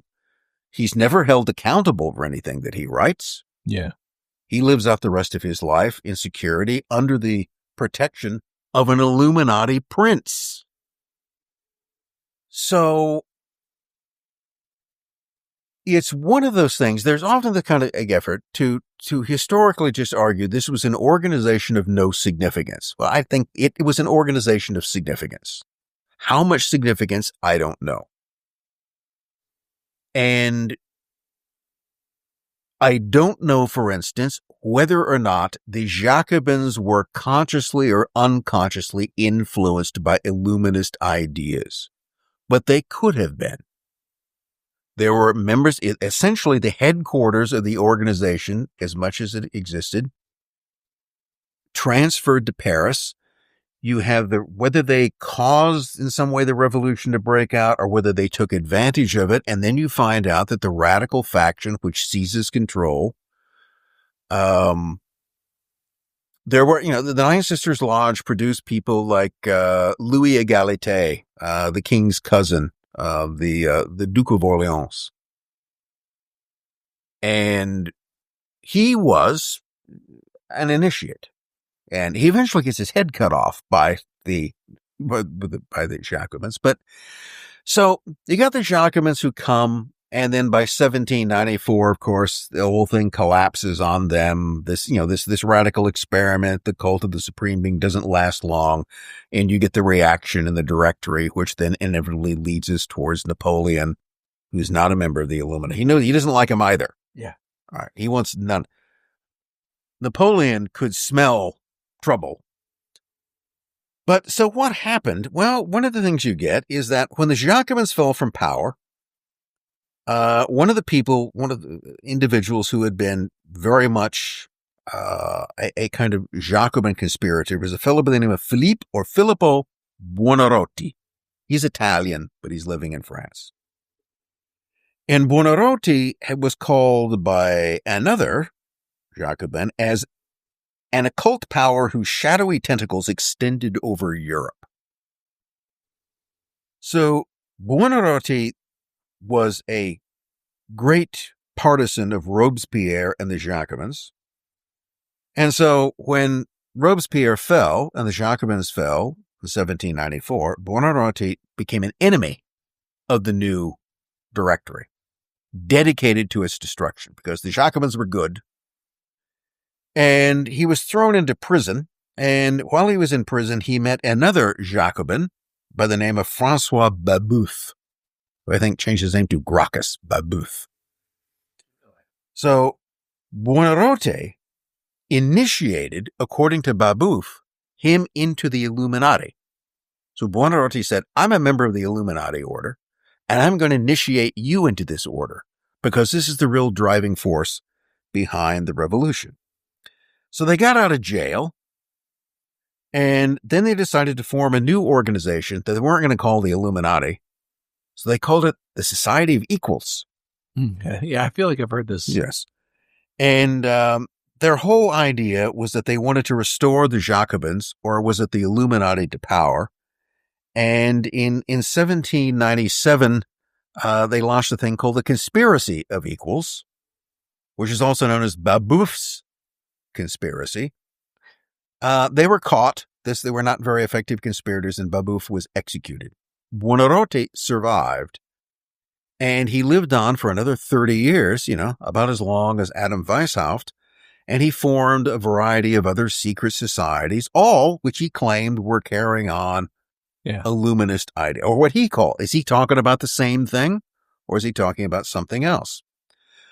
All were basically knockoffs, I'd argue, of Weishaupt, because remember, the order can exist, never let it exist under its own name anywhere. And there were a whole series of them. Another one was a thing called the Sublime Perfect Masters, which of course masqueraded as a Masonic group, just following the same kind of template of infiltrating Masonic lodges. And Buonarroti was also the guiding hand behind the Carbonari. So the Carbonari were a revolutionary group that cropped up in Italy and France, sort of were a kind of mockery or imitation of Freemasonry, because instead of arguing, remember, Freemasons are rich guys that pretend that they're stonemasons. They're not. Okay. I cannot emphasize again. They're building themselves. And unless it's you don't go into Masonic lodges and let's build a model of the cathedral. No, they don't do that. They never stack bricks. Okay. Unless it's for some sort of ritual. So it's all fakery. I mean, you're pretending to be something that you're actually not. And that, again, I think was to originally disguise what it was you were actually doing. We're just a bunch of innocent stonemasons here. We're not up to anything. No, we're not the Knights Templar. We haven't ever heard of those guys. Probably not. But the Carbonari were charcoal. So one of the things that people did, a little business that's been lost, is that there's a big business there was a business in making charcoal. What'd you do? You went out into the woods, chopped down trees, you burned them, turned them into charcoal, because then you could get charcoal, which would give an even heat, as opposed to just burning wood. Mm-hmm. So charcoal burners were relatively humble people. But the reason why the Carbonari took that name is that it gave a reason as to why you were out in the woods meeting together at night. So they would hold their meetings in the woods at night, probably in cloaks and hoods, where they would plot the overthrow of the government. And if any, inquisitive constables came along, we're just charcoal burners. Look, there's a bag full of charcoal right here. Well, you make your big mound, right? They put earth over it and they burn the charcoal down and they sit around and we're just doing this. Yeah. So the Carbonari, according to Buonarroti, were inspired by these ideas. And the Carbonari were a real thing, and they would be influential in launching mostly unsuccessful rebellions in Italy and France and Spain through the 1830s, 1840s. And then they just die out, or they become something else. They just adopt another name. Once they once the authorities had caught on to the Carbonari Act, you have to kind of change it. So he ended up becoming a founding figure in the Carbonari, the revolutionary conspiracy. But his greatest contribution was that in 1828, he wrote a history of the whole Babeuf conspiracy that he was supposedly had been a part of. Except it's not so much a history as it is a kind of guideline for how to carry out a revolution, which he hadn't successfully done so far. So it explained the failure of the Babeuf plot, gave a kind of history of French Jacobin-inspired radicalism, and the whole book was called The Conspiracy for Equality. It was less a history than a revolutionary manual. Now, that book a conspiracy for equality written by Buonarroti, who claimed to have been a member of the Illuminati initiated by Babeuf, was later read by two people, at least. Among those people, Mikhail Bakunin and Karl Marx, both of whom credit it with influencing their later work. Right. The Communist Manifesto was at least partly influenced by reading the Conspiracy for Equality. Interesting.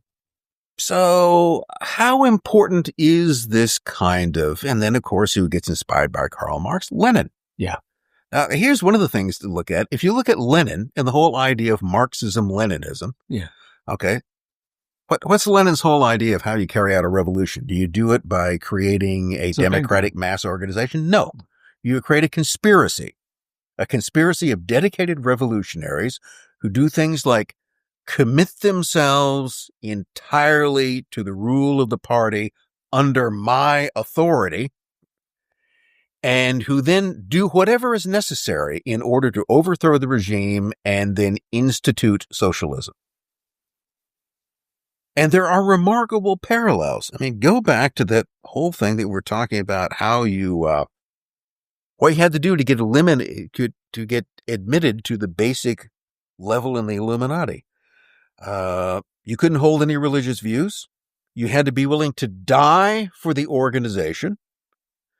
You had to accept that whatever was good for the party or the organization was good.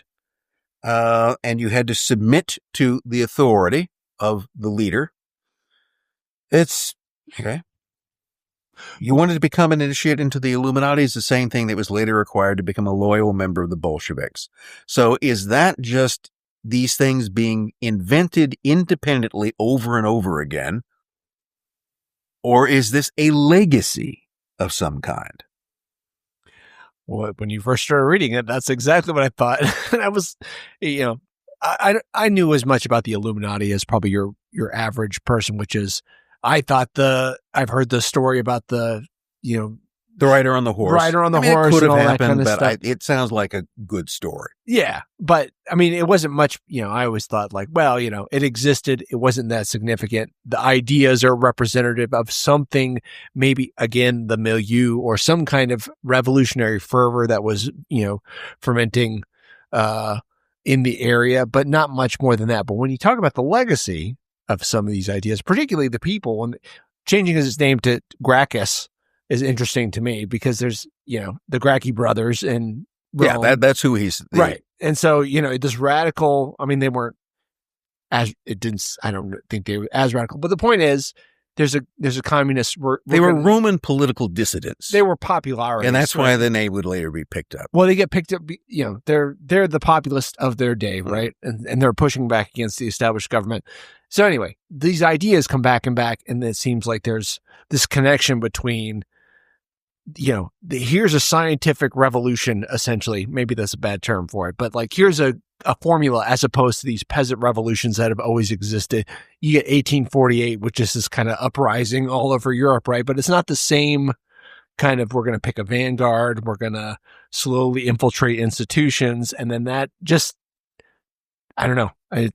It all tends to sound very much alike. It's the type of thing that you have to ask yourself, are these all separate incremental creations of the same thing? Is this what happens? Do people just unknowingly just reinvent these things? Or is it a continuum? Is it an idea? And I think Weishaupt is completely immoral in his approach to this. I'm saying that, I'm saying it's a good thing or a bad thing. Mostly a bad thing. But his idea is you simply tell people whatever they want to believe. You appeal to their prejudices. You gain their confidence. You promise them all types of things that you never intend to deliver them, but you do this in order to gain their active or passive cooperation. And this is all part of enthroning our new elite as rulers of the world. Well, it was what is he also talking about? We're going to disestablish all of the existing order, create a communism of goods, or at least promise that. Well, then 2 centuries later, you've now got Marxism, Leninism, which leads to modern communism, which becomes a world dedicated to what? What was the ultimate goal of this? The Russian Revolution? No, it was the World Revolution. The World Revolution that would create a universal socialist republic in the name of the proletariat, but in fact, under the authority of the party and under the authority of the masters of the party, whoever they would be. It's the same damn thing, simply translated from 18th century terminology to 20th century terminology. And in this case, it's, and in the ranks of the, your appeal is the liberation of the working class. Yeah. Because they're the biggest constituent in society and they're pissed off. They have grievances that you can exploit and through which you can control the means of production. But again, if you look at the people if you look at Lenin himself, does Lenin come from the working class? No. Lenin's a hereditary nobleman. Okay. Now, true, his father got promoted to Russian nobility because of his service in the civil bureaucracy. He's basically a district school superintendent, but he's nevertheless, that's what it takes to become. He is a member of the hereditary nobility, and therefore all of his children, including his sons, are members of the nobility. That's exactly like Bakunin. His father was part of the Russian nobility, and anyway, he traveled all over before he started really. Disaffected members of the existing elite who seek to make themselves members of another elite. Right. It's the same class of people that someone like Lenin his equivalent in the 18th century would have been a perfect recruit for the Illuminati. Was this the same as a D class A intellectual? Somebody who's aspiring to achieve the same, heights. You want to be a professor or something like that. You're a smart guy, but somehow you've never been able to do it. And so you turn and become Adam Weishaupt or something to that effect. Is that you think that's just a common feature of human society, or it's, again, these ideas finding a new... One way you're going to look at it is you can sort of divide societies then or now, whenever, into 3 basic groups. You got a very small group at the top that have everything. Yeah. Okay. I mean, they've got everything they could possibly want. And then you got a big mass at the bottom who basically have nothing. And then in between, you've got the people who have some, but they want more. Yeah. And that also means they've got some kind of leverage within society, because often those are the merchants, the people who actually, they're the managerial class. Yeah. To a certain degree. And they get some stuff, maybe they have their own little pissant German state that they're the baron of, but they want more. They're not satisfied with their lot in life. And they can become this kind of leverage to gain greater control. Well, if you heard of, the high and the low versus the middle. The utilization of the underclass by the upper class to fight against the middle class or this managerial elite, class, because they're the ones who are actually might dethrone your, take your power away. That's one of the thoughts about, how 20th century. Well, if you even look at most of the early Bolshevik, almost none of them come from the working class. There are a few, Yeah. Stalin may have more working class cred than most of the others, but you trace his family back. There's some sort of, threadbare Georgian nobility. And, his father had a profession. He was a drunk. So, but the rest, Lenin's a hereditary nobleman. Chicherin is a nobleman. Others tend to come from the kind of middle class. Their fathers tend to be anything from, the guy who becomes the head of the secret police, Felix Dzerzhinsky. His father is a Polish landowner. He again comes from the nobility. You might find this interesting. Peter Turchin, I think he was a wildlife biologist or statistician or something, somehow makes his way into doing basically quantifying history. And so he wrote this book in 19 or something called Age of Discord or Ages of Discord. But he talks about exactly what you're talking about right now, and he models it and shows here's these periods of growth and everybody gets what they want and particularly the middle classes. And then here's this heightened period where you're closing off the ability to ascend beyond usually your parents. And this is what happens. This is when revolutions happen. So it just makes me wonder if this is already set idea or a set of ideas that have kind of made their way through these kind of revolutionary, strains, or if these are things that people are reinventing. But either way, initially I'm still floored that these are real. Well, I guess the question is that clearly, if you look at Buonarroti and Babeuf and the rest, there's a legacy which continues on. Yeah. And while after 1790, after the Bavarian Illuminati's expulsion from Bavaria, you don't see things happening under that label. You still see things happening. And the question for me becomes, is this just people sort of taking this idea and running with it? And you tend to get these different iterations. Or is there actually some kind of organized process going on here? Yeah. So is there an organization? Did Adam Weishaupt create in the Order of the Illuminati, whatever its true name was, did he create an organization that consciously and institutionally continued to operate in different forms under different names until eventually expressing itself in the communist movement in the 20th century, and then would go on to express itself elsewhere? Because one of the things that Weishaupt never said is that he said we're going to infiltrate Freemasonry, but he never said it's just going to be that. It's whatever would be available to do it. A labor movement could be that. A temperance movement. Any kind of social movement that existed through which Illuminist influence and goals could be attained would be part of it. So, and that's a question for which I don't claim to have an answer, and I'm not going to come up with some sort of grand conspiracy theory that says, yes, this thing has been operating continuously, consciously operating, not just people kind of mimicking it and using the name, but consciously operating. The mimicry or the inspiration of the Illuminati is clearly there. Whether there is a conscious, that there's this thing which is going on. And this is how you get to the modern era, and you get to David Icke and his idea that the lizard people are behind it, or that all sort of modern elites are. But in the modern sense, you've got people running. There's a guy by the name of Leo Zagami. Mm-hmm. Who claims he's got a website, and he claims to be part of these Illuminati bloodlines. Yeah. This is the thing you'll hear. There are Illuminati families. Probably the Rothschilds are a member of them, the Rockefeller.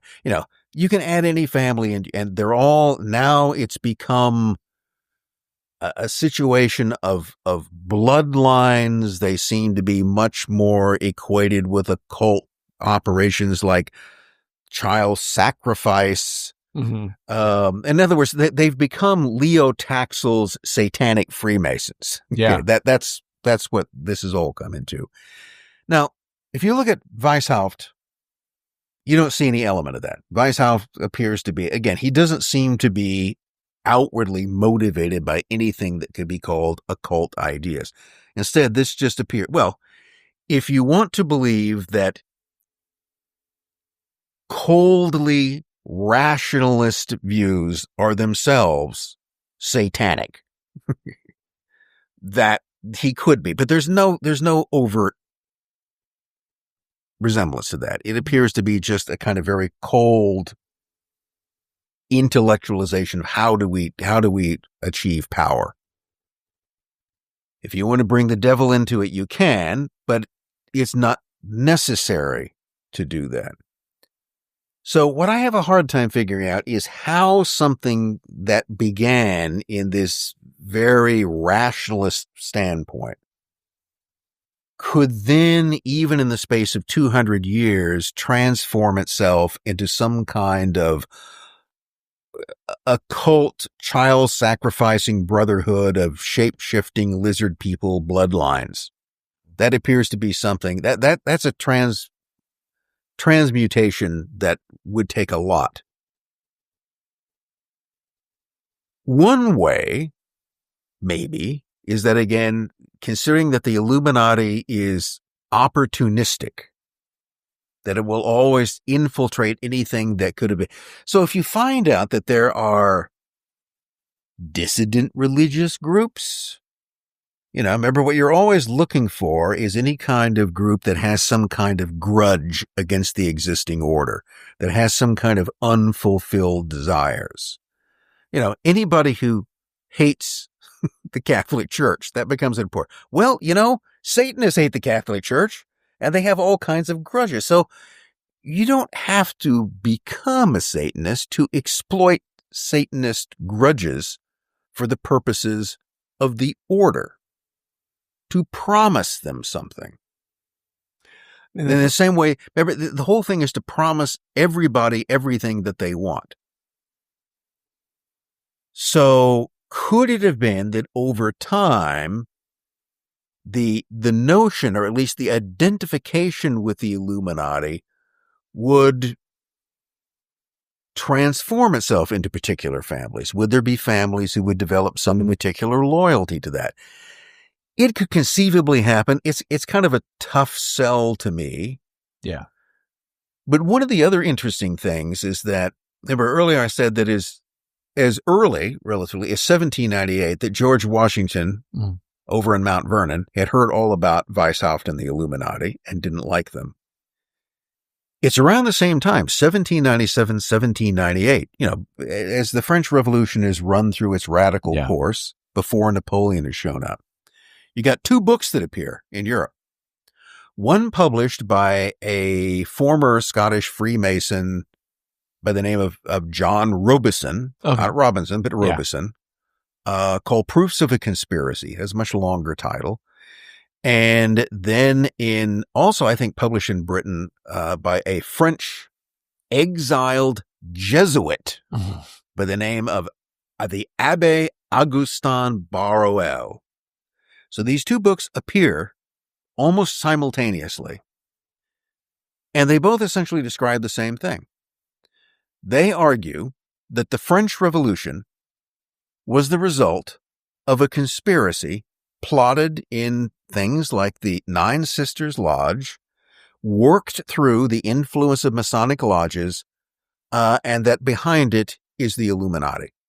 Barruel is especially adamant about that. And his argument is that the Bavarian Illuminati, with their insidious ideas, infiltrated French Freemasonry, were the source behind all the radicalism of the revolution. And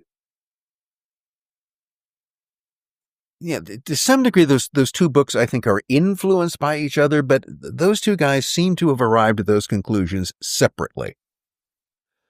I mean, the people have tried to claim that either Barruel is copying Robison or the other way around, and I don't think you can really substantiate that. Have you ever read a book called Fire in the Minds of Men? Yes. Okay.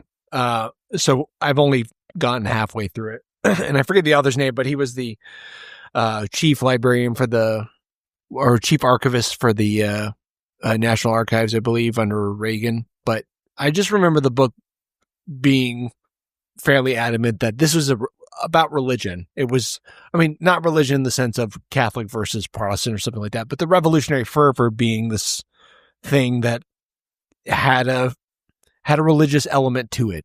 Like, I don't know if he talks about the Illuminati or any of these ideas, but equality, liberté, etc., were taken up in such a way that there was a fervor to the whole thing. So is this kind of a similar?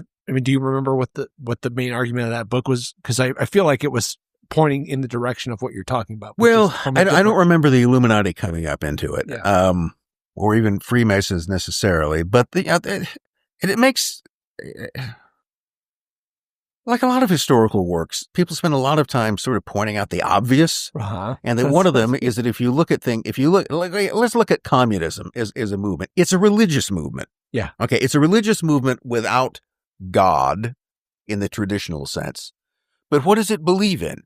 It believes that all history is moving towards this millennium, teleological. this perfect world. Communism is the perfect. I mean, you can either believe that we're all waiting around for Jesus to come back and reign as king over the earth in a perfected world, or we're waiting for Jesus not to come back, but communism to appear, and we'll live in a perfect world. Yeah. It's aspiring, and it inspires the same kind of loyalty in people. Well, that's what, when you were mentioning what Weishaupt's whole, the learned, or what do you call them? Well, there's another little statement by Weishaupt, which is, I'm going to paraphrase this. I've got it written down here somewhere, but it's like, oh man, is there nothing you cannot be made to believe? All right. Sorry. That's it. That sums it up. This is the guy who's here. Is there nothing you can't be convinced of? Yeah. Because all he's doing is lying to people to win their cooperation and loyalty to gain control for himself or for these supposed unknown superiors that may or may not exist. Now, if you wanted to look at this from a religious standpoint, you could argue that what Weishaupt is a stand-in for, okay, I'm sure this is what a guy, the frock Catholic priest, Father Posey, okay, I know exactly what he would say about this. He goes, well, look what it is that he's doing. There's unknown superiors that we're all answerable to. It's the devil. Oh, well, all right.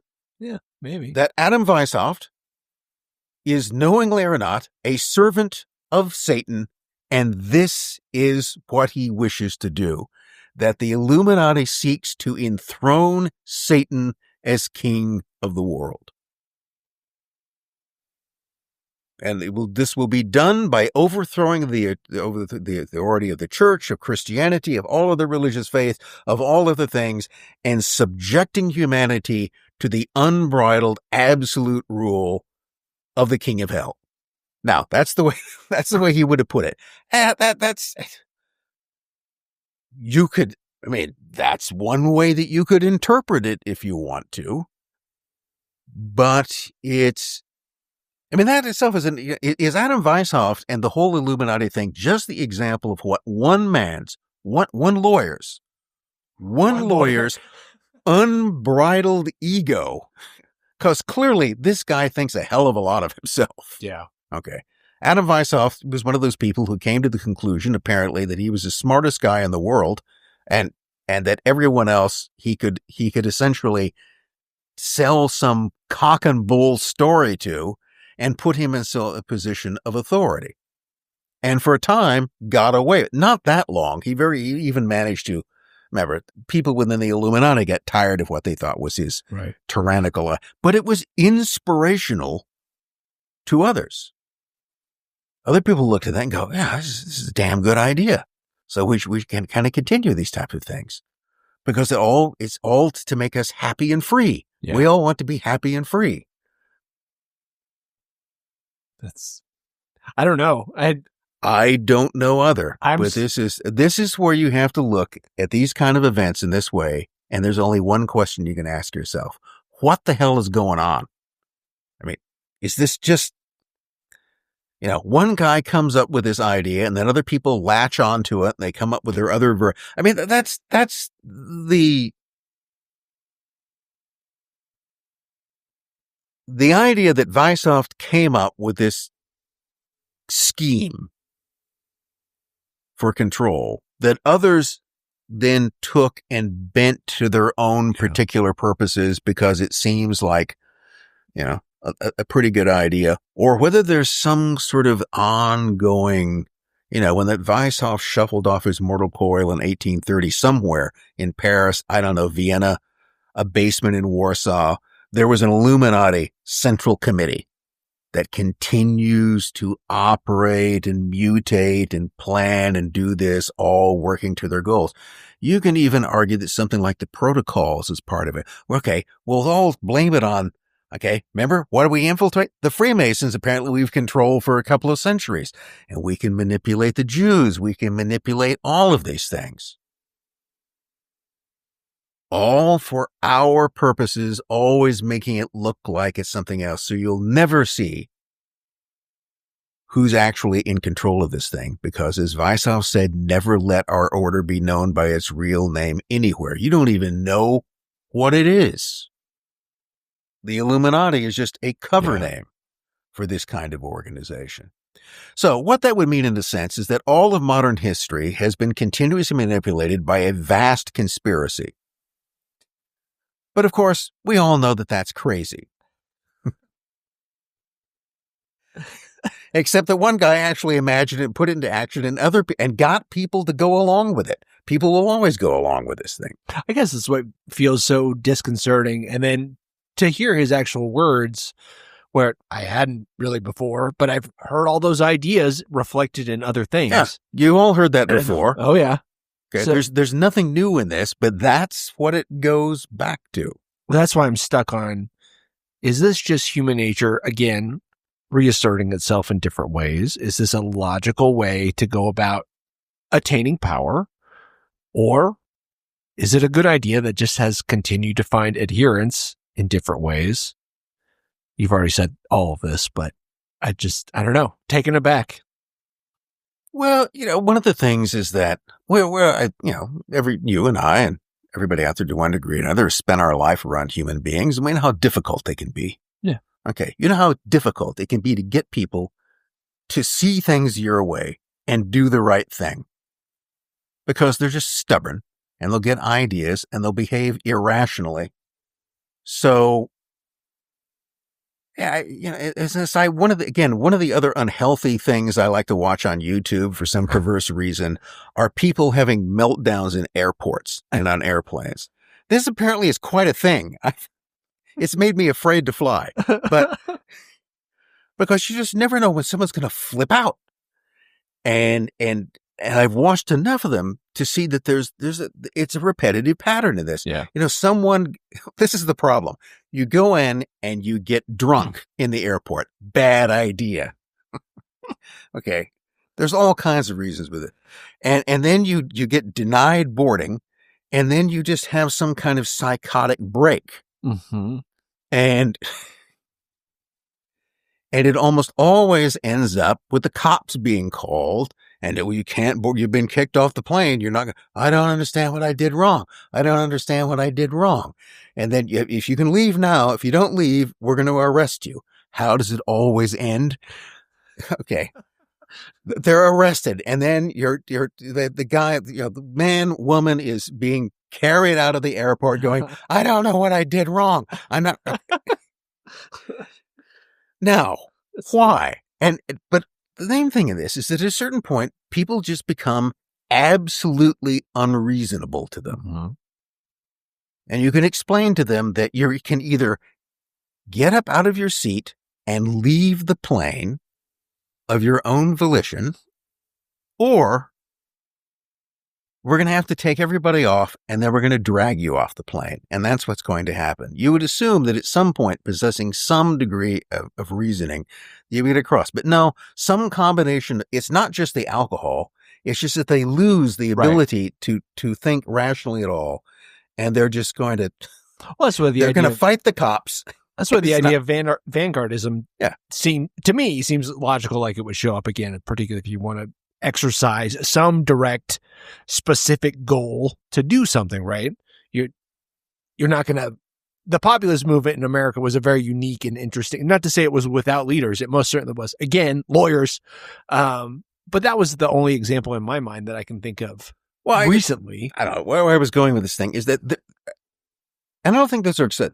Human beings are perfectly capable of becoming completely unreasonable.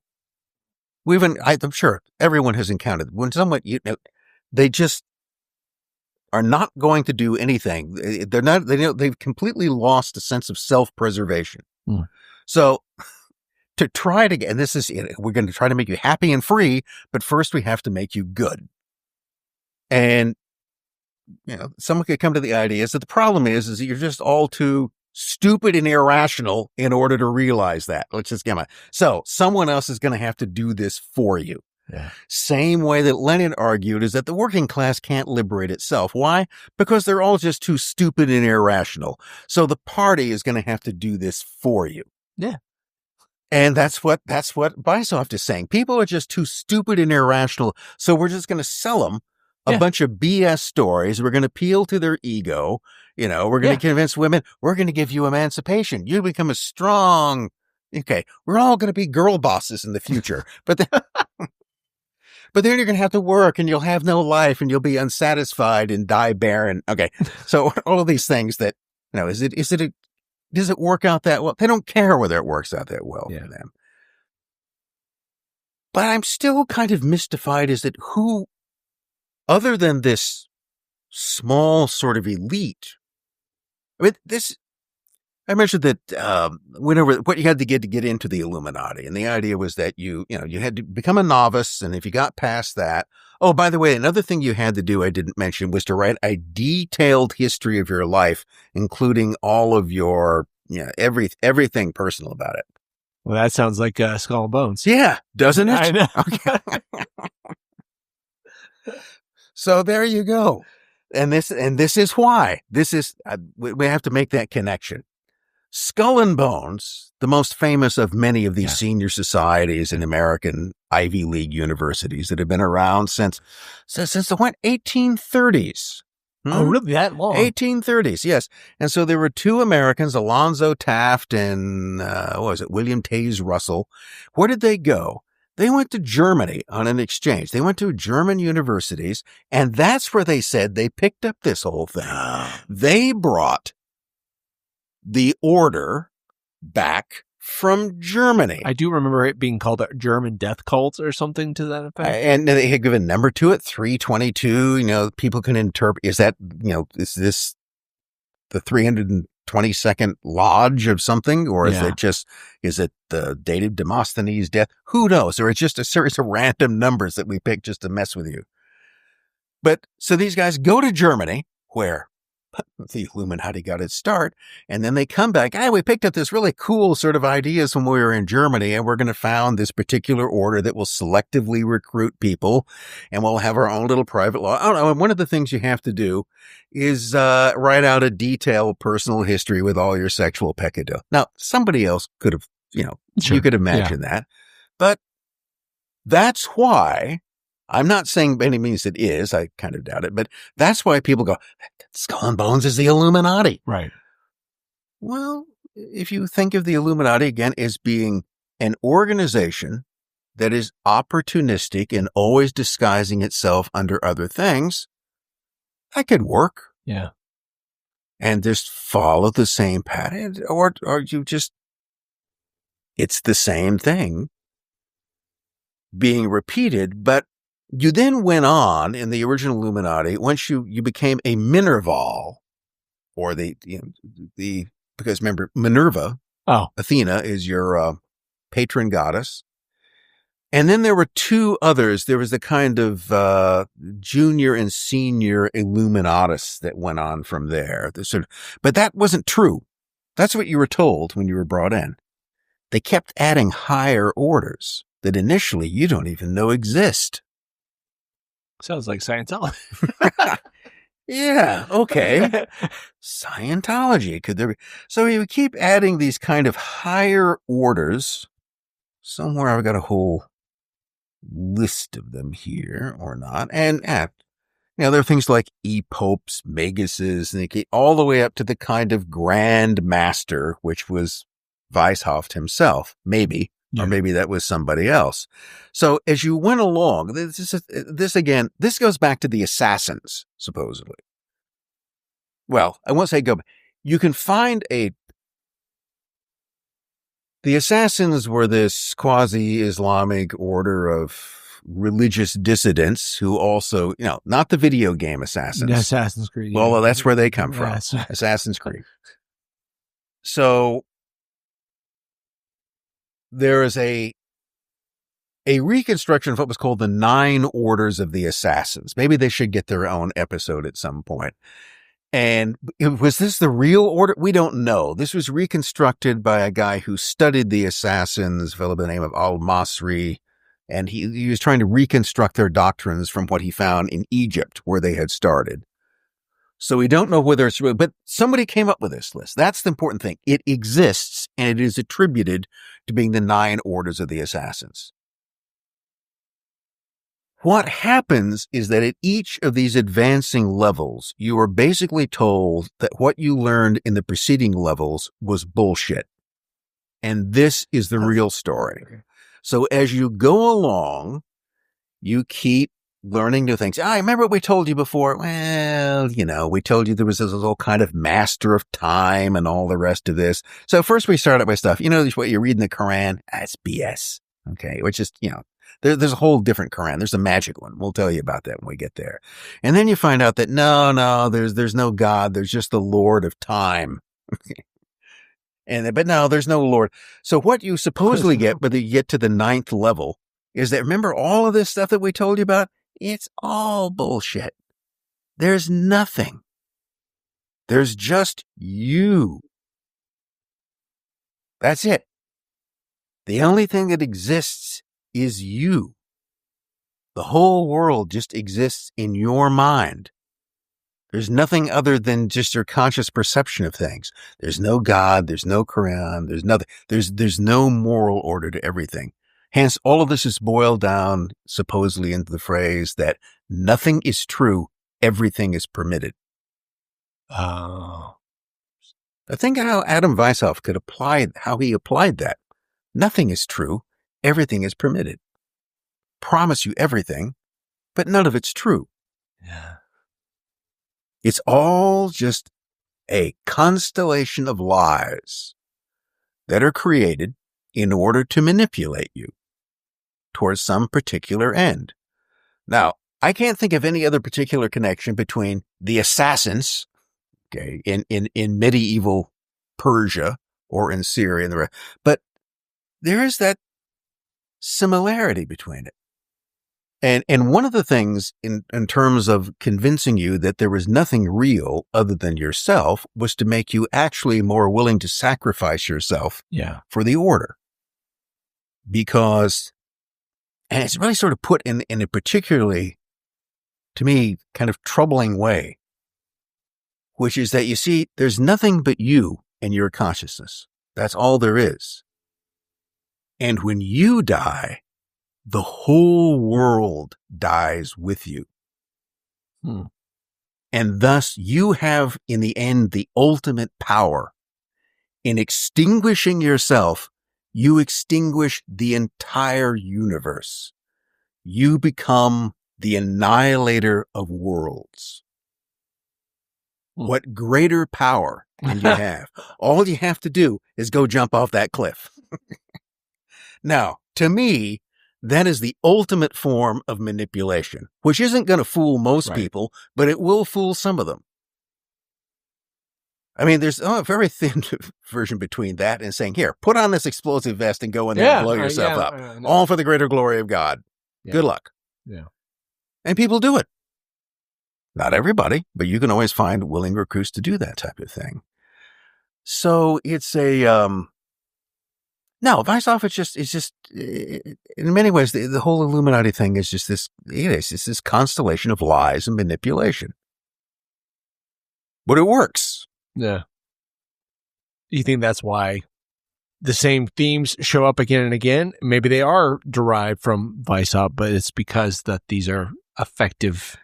Well, just to, maybe to wrap this up, a couple of other things we can throw. There's an American esotericist by the name of Manly P. Hall. Oh, yeah. Okay. We run into Manly P. Hall, Philosophical Research Society, guy who claimed to know everything about everything. Yeah. He did. Honorary Freemason, I think, or something like that. Yeah, and he said a lot of stuff about Freemasons, and then they made him one. I know. So no one's ever offered to do that to me. Anyway, I don't like joining clubs, so that wouldn't be. I don't take that personally. We got called CIA agents in the comments. My brother. Yes, maybe we should address that. There were a couple of people who said that this was all some kind of CIA psyop. Of course it's not. But then if it was, look, I'll just justify it this way. Don't you think that the CIA could afford better production values? Yeah, I will take that.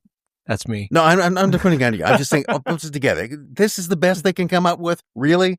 Okay. Well, they've got millions of dollars at their disposal. They got the New York Times. I mean, they have. Yes. So what do they need? Well, us my for? brother said, he's like, you've been called CIA agents. You've made, the top tier of your content realm. I got a little freeze on it. Yeah, I was like, oh, I guess that's something. wish I was in the CIA. Okay. Have a job. If they give us some money, then maybe we would do that. But no, we wouldn't. But no, it's just, and there again, it's there's no way you can convince somebody who said that you're not. But really, we're not.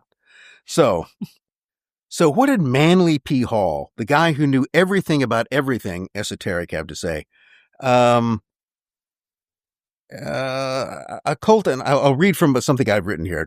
Occult and Masonic scholar Manly P. Hall claimed that the Bavarian Illuminati were but a fragment of a larger movement. Hall viewed Weishaupt as a faithful servant of a larger cause, and that behind him moved the intricate machinery of the secret schools. Oh, okay. What the hell are those? Okay, the Bavarian group was only a fragment of a much larger composite design, said Hall, who warned that the mystery schools never trust their full weight to any perishable institutions. Instead, the Illuminati were a chapter in a book. Okay. Now, if you think that Manly P. Hall had all kinds of secret knowledge or insight, I mean, he said it. I don't know whether it's true, but I suppose that could be the case. And that's an interesting question. To all this, just have one sort of egotistical lawyer who gets four friends together on the 1st of May, 1776. And hey, let's form a society to rule the world. And then that model just the ball tends to get rolling. So is the Bavarian Illuminati a chapter in a much greater book? That's an intriguing question. One that we will not be able to answer, but that everybody should worry about. Okay, no, you shouldn't worry about it. You should think about it every now and then. When you wake up for some reason at 3:00 in the morning and you can't go back to sleep, think about that. Just contemplate it for a while to see what goes on. So that's when, Manly P. Hall would have that to say later on. But the other little connection here that I find interesting, not so disturbing, is the potential connection between the Bavarian Illuminati and Mary Shelley's Frankenstein. I was thinking about William Godwin earlier. There you go. The progenitor of anarchism, which, Okay, first of all, she and, Shelley and the rest of them, they're all pretty much steeped in what passed for radicalism. Yeah. In the early 19th century. Yeah. And so she writes a book about a professor, German, Frankenstein, and where does this take place? Where's the whole center of action? Ingolstadt, Bavaria. Oh, wow. The very same town. Yes. So the very same town where Adam Weishaupt founds the Illuminati is where Dr. Frankenstein, I think at Ingolstadt University, creates his monster. Jeez. Okay. And what happens with the monster? Well, the monster gets out of control. Okay. Doesn't quite what to do with it. Come on, Rick. This is too good. And so but the other interesting thing is the first edition of Frankenstein, which apparently didn't have her name on it. Yeah. It was published by a very small printing press. Guess what the name of that press was? Minerva Press. Oh. Minerva, patron goddess of the Illuminati. And it's published, not to 1838? I just know her father, William Godwin, was one of the first, I think the first, to use the term anarchism. He was basically Huh? No, 1818. 1818. Okay, that's what. Okay, yeah. Because my head, something like 1620s in my head, which is totally wrong. Maybe it's 1720. I don't know, but he was like a promoter of free love. forget if he was a professor or if he was a nobleman, or I forgot his exact stance, but he's her father, and he doesn't. Question was he a member of the Illuminati? Well, Mike, they're all tied up in the social. Well, they're all radicalism. members of the Illuminati. Early social radicalism compared to, and part of the Enlightenment period. And so all of this stuff is stirring together. Just to me, I find that interesting. Yeah. So it's 1818. I should have remembered that. And of course, Adam Weishaupt is still alive in 1818. He lives until 1830. Yeah. So she sets it in Ingolstadt. It's published by Minerva Press. A little noting here that the Illuminati are mentioned in a couple. Jane Austen actually brings them up in Northanger Abbey. Okay, it seemingly is almost kind of jokingly, but she knew who they were. Yeah. Okay, so Jane Austen knows George Washington, Jane Austen. They're both aware of who they are.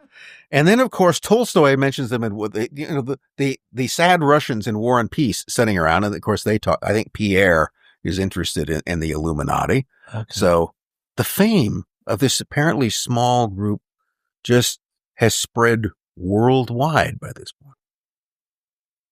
What accounts for that fame? Because they have members everywhere. Yeah. Which could be the case. And then, of course, there's Madonna's 2015 song, The Illuminati, the Marvel Universe. They show up there. Need we bring in Umberto Eco and Dan Brown? Okay, who is mined this as well. Now, that may be the thing that we can end this on. It goes back to the whole idea is how did the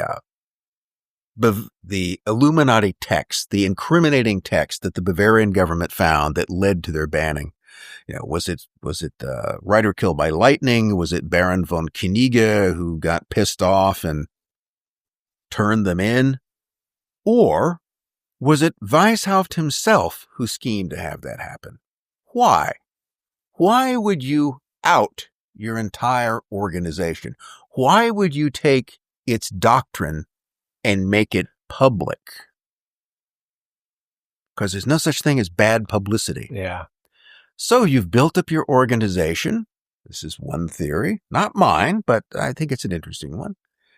And it's gotten to a certain size, but now you want to take it to another level. You want to make more people aware of it. So one of the things you do is you have the Bavarian government publish your doctrine. Your Ted Kaczynski putting it in the newspaper. Right.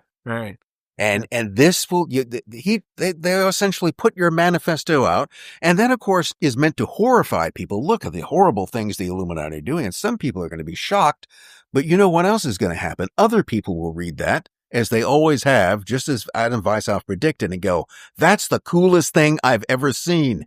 Let's do it. Start 1,000 brush fires, right? Yeah.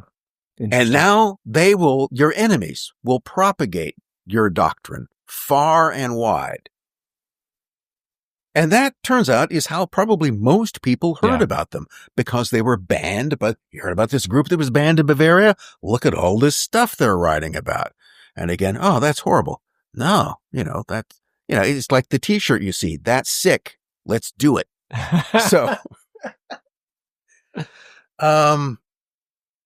yeah, Weishaupt he had a certain genius. You have to give him credit for that. Or somebody did. Who? I don't know. Take your pick. Remember, it's the same thing. You've got the story. Now, which version of it you want depends upon which the one that appeals to you. Take your favorite version, run with that. And today, it's a wrap.